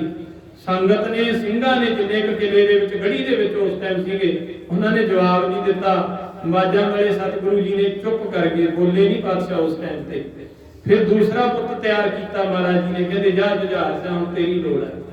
ਤੇ ਜਦੋਂ ਜੁਝਾਰ ਸਿੰਘ ਜੀ ਗਏ ਤੇ ਜੁਝਾਰ ਸਿੰਘ ਉਹਨਾਂ ਜੀ ਘੋੜੇ ਤੋਂ ਥੱਲੇ ਉਤਰ ਕੇ ਪਾਣੀ ਪੀਣ ਨੂੰ ਵਾਪਸ ਆ ਗਏ। ਜਦੋਂ ਦਰਵਾਜ਼ੇ ਦੇ ਬਾਗੇ ਨਾ ਗੜੀ ਦੇ ਘੋੜਾ ਵਾਪਸ ਕਰ ਲਿਆ ਤੇ ਜਦੋਂ ਮੁੜ ਕੇ ਪਾਣੀ ਪੀਣ ਲੱਗੇ ਘੜੇ ਦੇ ਨੇੜੇ ਆਏ ਤੇ ਗੁਰੂ ਸਾਹਿਬ ਕਹਿੰਦੇ ਕੀ ਕਰਦਾ ਪੁੱਤਰਾ? ਕਹਿੰਦਾ ਜੀ ਪਾਣੀ ਪੀਣ ਨੂੰ ਚਿੱਤ ਕੀਤਾ। ਮਹਾਰਾਜ ਕਹਿੰਦੇ ਨਹੀਂ, ਪਾਣੀ ਨਹੀਂ ਪੀਣਾ, ਜੇ ਪੀਣਾ ਹੈ ਤਾਂ ਦੁਸ਼ਮਣ ਦੇ ਖੂਨ ਨਾਲ ਪਿਆਸ ਬੁਝਾਉਣੀ। ਪਾਣੀ ਪੀ ਕੇ ਹੀ ਜੰਗ ਦੇ ਮੈਦਾਨ 'ਚ ਜਾਣਾ। ਤੇ ਸਤਿਗੁਰਾਂ ਨੇ ਉੱਥੇ ਫਿਰ ਜਿਹੜੇ ਲਫ਼ਜ਼ ਵਰਤੇ ਹਨ ਜੀ, ਬੜੇ ਦਿਲ ਨੂੰ ਚੀਰ ਦੇਣ ਵਾਲੇ ਲਫ਼ਜ਼ ਨੇ।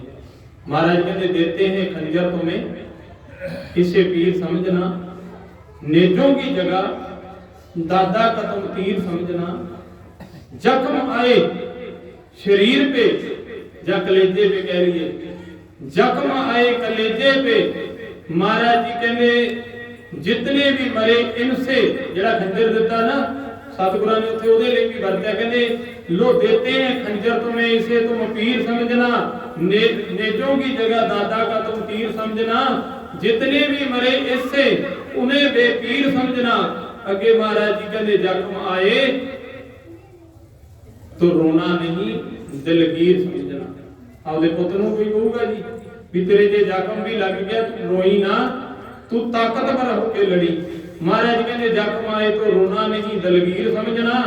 अगे महाराज जी कहते सीने में तेरे तीर बजे, या ऐ कह लिए महाराज जी कहते तीर जब सीने में लगे तो सी नहीं करना, उफ मुंह से मेरी जान कभी नहीं भरना। ਹੋਵੇਗਾ ਵੀ ਇਹ ਜਿਹਾ ਪਿਓ? ਕਦੇ ਸੋਚ ਕੇ ਦੇਖੋ ਬਾਜਾਂ ਵਾਲੇ ਸਤਿਗੁਰੂ ਦੀਆਂ ਆਹ ਗੱਲਾਂ ਆਪਦੇ ਮਨ ਤੇ ਲਾ ਕੇ ਦੇਖੋ। कहने कलेजे में जब तेरे तीर लगे तो सी नहीं करना। माजा वाले सतगुरु कहने उफ मुंह से मेरी जान कभी नहीं भरना। मुंह जो उफ नहीं निकलना चाहिए, मुंह बंद कर ली। महाराज कहने मौत होनी तो सारे दी है, पर कहने तू दुश्मना नाल इतना तकड़ा लोग नहीं। अगे महाराज जी ने अगला लफ्ज वरत्या। सतगुरु जी कहने ख्वाहिश है तुम्हें तेग चलाते देखे, सीने में तुझे अपने नेजा खाते देखे। कोई ਇਹੋ ਜਿਹਾ ਪਿਓ ਹੋਵੇਗਾ ਜੀ? ਕਹਿੰਦੇ ਮੇਰੀ ख्वाहिश ਹੈ ਮੈਂ ਤੈਨੂੰ ਤਲਵਾਰ ਚਲਾਉਂਦੇ ਦੇਖਣਾ ਚਾਹੁੰਦਾ, ਤੈਨੂੰ ਆਪਦੇ ਸੀਨੇ ਦੇ ਵਿੱਚ ਨੇਜਾ ਖਾਣਾ ਦੇਖਣਾ ਚਾਹੁੰਦਾ। ਤੇ ਵੱਜਿਆ ਵੀ ਫਿਰ ਨੇਜਾ ਹੀ, ਪਰ ਸੀਨੇ 'ਚ ਨਹੀਂ ਵੱਜਿਆ, ਪਿੱਠ ਪਿੱਛੋਂ ਮਾਰਿਆ ਦੁਸ਼ਮਣਾਂ ਨੇ। ਬਾਬਾ ਜੁਝਾਰ ਸਿੰਘ ਜੀ ਦੇ ਪਿੱਠ ਪਿੱਛੋਂ ਨੇਜਾ ਅੱਗੇ ਸਰੀਰ ਦੇ ਵਿੱਚ ਦੀ ਕੱਢ ਦਿੱਤਾ ਛਾਤੀ ਦੇ, ਤੇ ਜਦੋਂ ਥੱਲੇ ਡਿੱਗੇ ਉਹ ਨੇਜਾ ਖਿੱਚ ਕੇ ਬਾਹਰ ਕੱਢਿਆ, ਬਰਛਾ ਜਿਹਨੂੰ ਅਸੀਂ ਕਹਿ ਦਿੰਦੇ ਆ, ਤੇ ਕੱਢ ਕੇ ਸਰੀਰ ਦੇ ਵਿੱਚੋਂ ਬਾਹਰ। ਤੇ ਦੁਸ਼ਮਣਾਂ ਨੇ ਹਾਥੀ ਦਾ ਪੈਰ ਬਾਬਾ ਜੁਝਾਰ ਸਿੰਘ ਦੀ ਛਾਤੀ ਤੇ ਰਖਵਾ ਕੇ ਜਾਨ ਕੱਢੀ। ਤੇ ਧੰਨ ਹੈ ਬਾਜਾਂ ਵਾਲੇ ਸਤਿਗੁਰੂ। ਇਹ ਗੱਲਾਂ ਜਦੋਂ ਪੜ੍ਹਦੇ ਆ ਨਾ ਜੀ, ਜੇ ਤਾਂ ਅਸਰ ਕਰਨਾ ਇਹਨਾਂ ਚੀਜ਼ਾਂ ਤੇ, ਤਾਂ ਕਦੇ ਵੀ ਗੁਰੂ ਦਰ ਨੂੰ ਛੱਡ ਕੇ ਨਹੀਂ ਜਾਂਦਾ ਕੋਈ ਵੀ। ਤੇ ਜਿਹਨੇ ਅਸਰ ਹੀ ਨਹੀਂ ਕਰਨਾ ਜੀ, ਗੁਰਬਾਣੀ ਨੂੰ ਸਮਝਣਾ ਹੀ ਨਹੀਂ, ਉਹ ਕਦੇ ਇਹਨਾਂ ਗੱਲਾਂ ਨੂੰ ਸਮਝੂਗਾ ਵੀ ਨਹੀਂ। ਇਸ ਕਰਕੇ ਮੇਰੀ ਬੇਨਤੀ ਹੈ, ਗੁਰੂ ਦੇ ਨਾਲ ਦੋ ਪੁੱਤਰਾਂ ਦੀ ਸ਼ਹਾਦਤ ਹੋਈ ਤੇ ਗੁਰੂ ਨੇ ਬੋਲੇ ਸੋ ਨਿਹਾਲ ਦਾ ਜਕਾਰਾ ਲਾਇਆ। ਤੇ ਫਿਰ ਗੁਰੂ ਜੀ ਦੇ ਸਿੰਘਾਂ ਨੇ ਜਵਾਬ ਨਹੀਂ ਦਿੱਤਾ, ਕਿਉਂਕਿ ਸਾਰਿਆਂ ਦੇ ਸੀਨੇ 'ਚ ਮਨ 'ਚ ਦੁੱਖ ਸੀ ਵੀ ਗੁਰੂ ਦੇ ਪੁੱਤ ਸ਼ਹੀਦ ਹੋ ਗਏ। ਤੇ ਮਹਾਰਾਜ ਜੀ ਚੁੱਪ ਕਰਕੇ ਬੈਠ ਗਏ ਗੜੀ ਦੇ ਵਿੱਚ। ਤੇ ਜਦੋਂ ਚੁੱਪ ਕਰਕੇ ਬੈਠ ਕੇ ਭਾਈ ਦਇਆ ਸਿੰਘ ਜੀ ਆ ਕੇ ਕਹਿੰਦੇ ਮਹਾਰਾਜ ਕੀ ਸਾਹਿਬਜ਼ਾਦਿਆਂ ਦੇ ਸ਼ਹੀਦ ਹੋਣ ਦਾ ਤੁਹਾਨੂੰ ਦੁੱਖ ਲੱਗਿਆ ਕੋਈ? ਸਤਿਗੁਰੂ ਜੀ ਕਹਿੰਦੇ ਨਹੀਂ ਭਲਿਆ, ਸਾਹਿਬਜ਼ਾਦਿਆਂ ਦੇ ਜਾਣ ਦਾ ਦੁੱਖ ਨਹੀਂ, ਮੈਨੂੰ ਤੁਹਾਡੇ ਤੇ ਥੋੜੀ ਜੀ ਗੁੱਸਾ ਹੈ, ਤੁਹਾਡੇ ਨਾਮ ਬੋਲਣ ਦਾ ਦੁੱਖ ਹੈ। ਕਹਿੰਦੇ ਮਹਾਰਾਜ ਕਿਵੇਂ? ਕਹਿੰਦਾ ਸੱਚੇ ਪਾਤਸ਼ਾਹ ਗੁਰੂ ਸਾਹਿਬ ਜੀ ਕਹਿਣ ਲੱਗੇ ਉਹ ਭਲਿਓ, ਮੈਂ ਆਪਦੇ ਪੁੱਤਾਂ ਨੂੰ ਮੌਤ ਵਿਆਉਣ ਵਾਸਤੇ ਘੋੜੀ ਚੜਾਉਣ ਲੱਗਿਆ, ਜਕਾਰਾ ਲਾਇਆ, ਤੁਸੀਂ ਜਕਾਰੇ ਦਾ ਜਵਾਬ ਨਹੀਂ ਦਿੱਤਾ ਪਿੱਛੋਂ, ਮੈਨੂੰ ਤਾਂ ਤੁਹਾਡੇ ਨਾਲ ਗੁੱਸਾ ਆਇਆ। ਇਹੋ ਜਿਹਾ ਚਿਹਰਾ, ਇਹੋ ਜਿਹਾ ਦਿਲ ਉਸ ਮੇਰੇ ਬਾਜਾਂ ਵਾਲੇ ਸਤਿਗੁਰੂ ਦਾ ਹੈ। ਇਹ ਹੈ ਗੁਰੂ ਦਰ ਦਾ ਵਿਲੱਖਣਤਾ ਵਾਲਾ ਇਤਿਹਾਸ। ਮੈਂ ਬੇਨਤੀ ਕਰਾਂ ਗੁਰੂ ਜੀ ਕਿਰਪਾ ਕਰਨ, ਸੰਗਤ ਭਰੋਸਾ ਕਰੋ ਇਹਨਾਂ ਗੱਲਾਂ ਤੇ, ਗੁਰੂ ਨਾਨਕ ਦੇ ਬਚਨਾਂ ਤੇ ਭਰੋਸਾ ਕਰੋ। 3 ਦਿਨ ਦਾ ਸਮਾਂ ਇਸੇ ਨਗਰ ਦੇ ਵਿੱਚ ਗੁਰੂ ਪਾਤਸ਼ਾਹ ਨੇ ਹੋਰ ਬਖਸ਼ਿਸ਼ ਕੀਤਾ ਹੈ। ਡਾਕਟਰ ਕਾਮਲੀ ਦੇ ਘਰ ਜਿੱਥੇ ਬੱਕਰੀਆਂ ਦਾ ਮੇਲਾ ਲੱਗਦਾ ਹੈ ਜੀ, 12-13 ਤਰੀਕ ਨੂੰ ਰਾਤ ਦਾ ਪ੍ਰੋਗਰਾਮ ਹੈ 7 ਤੋਂ 9 ਦਾ, ਤੇ 14 ਤਰੀਕ ਨੂੰ ਸਵੇਰੇ 9 ਤੋਂ 10 10:30 ਵਜੇ ਤੱਕ ਦਾ। ਆਪ ਸੰਗਤ ਮੈਂ ਆਸ ਕਰਦਾ ਜਿੰਨੀ ਨਗਰ ਦੀ ਸੰਗਤ ਉੱਥੇ 3 ਦਿਨ ਪਹੁੰਚ ਕੇ ਜ਼ਰੂਰ ਆਪ ਜੀ ਗੁਰੂ ਦੇ ਬਚਨਾਂ ਨੂੰ ਸ਼ਰਵਣ ਕਰੋਗੇ। ਹੁਣ ਮੈਂ ਜਿੰਨੀਆਂ ਆਪ ਜੀ ਦੇ ਨਾਲ ਬੇਨਤੀਆਂ ਸਾਂਝੀਆਂ ਕੀਤੀਆਂ, ਬਚਨ ਸਾਂਝੇ ਕੀਤੇ ਆ, ਚੰਗੇ ਬਚਨ ਮੇਰੇ ਪਾਤਸ਼ਾਹ ਗੁਰੂ ਨਾਨਕ ਦੇ ਨੇ। ਜੇ ਕੋਈ ਮੰਦਾ ਲਫ਼ਜ਼ ਬੋਲਿਆ ਗਿਆ, ਬਚਨ ਬੋਲਿਆ ਗਿਆ, ਉਹ ਮੇਰਾ ਹੈ, ਉਹ ਮੇਰੀ ਝੋਲੀ 'ਚ ਪਾ ਦਿਓ। ਚੰਗੇ ਲਫ਼ਜ਼ ਆਪ ਦੀ ਝੋਲੀ 'ਚ ਪਾ ਕੇ ਘਰ ਨੂੰ ਜ਼ਰੂਰ ਲੈ ਕੇ ਜਾਇਓ, ਉਹਨਾਂ ਤੇ ਅਸਰ ਜ਼ਰੂਰ ਕਰਿਓ। ਇੰਨੀਆਂ ਬੇਨਤੀਆਂ ਪ੍ਰਵਾਨ ਕਰਿਓ ਜੀ। ਬੋਲਦੇ ਤੋਂ ਬੜੀਆਂ ਤਰੁੱਟੀਆਂ ਭੁੱਲਾਂ ਗਲਤੀਆਂ ਹੋ ਗਈਆਂ ਹੋਣੀਆਂ। ਆਪ ਸੰਗਤ ਸਿਆਣੇ ਹੋ, ਸੂਝਵਾਨ ਹੋ, ਹੋਈਆਂ ਭੁੱਲਾਂ ਦੀ ਸੰਗਤ ਮਾਫੀ ਬਖਸ਼ੇ। ਧੰਨ ਗੁਰੂ ਗ੍ਰੰਥ ਸਾਹਿਬ ਮਹਾਰਾਜ ਜੀ ਪਾਵਨ ਦਰਬਾਰ ਦੀ ਸੇਵਾ ਕੀਤੀ ਹੈ ਮਹਾਰਾਜ, ਸੇਵਾ ਕਰਦੇ ਤੋਂ ਹੋਈਆਂ ਭੁੱਲਾਂ ਮਾਫ ਕਰਨੀਆਂ ਜੀ, ਅੱਗੇ ਤੋਂ ਸਮਤ ਦੇਣੀ। ਸਾਰੀ ਸੰਗਤ ਗੱਜ ਕੇ ਬੁਲਾਓ ਫਤਿਹ ਜੀ। ਵਾਹਿਗੁਰੂ ਜੀ ਕਾ ਖਾਲਸਾ, ਵਾਹਿਗੁਰੂ ਜੀ ਕੀ ਫਤਿਹ। ਸਤਨਾਮ।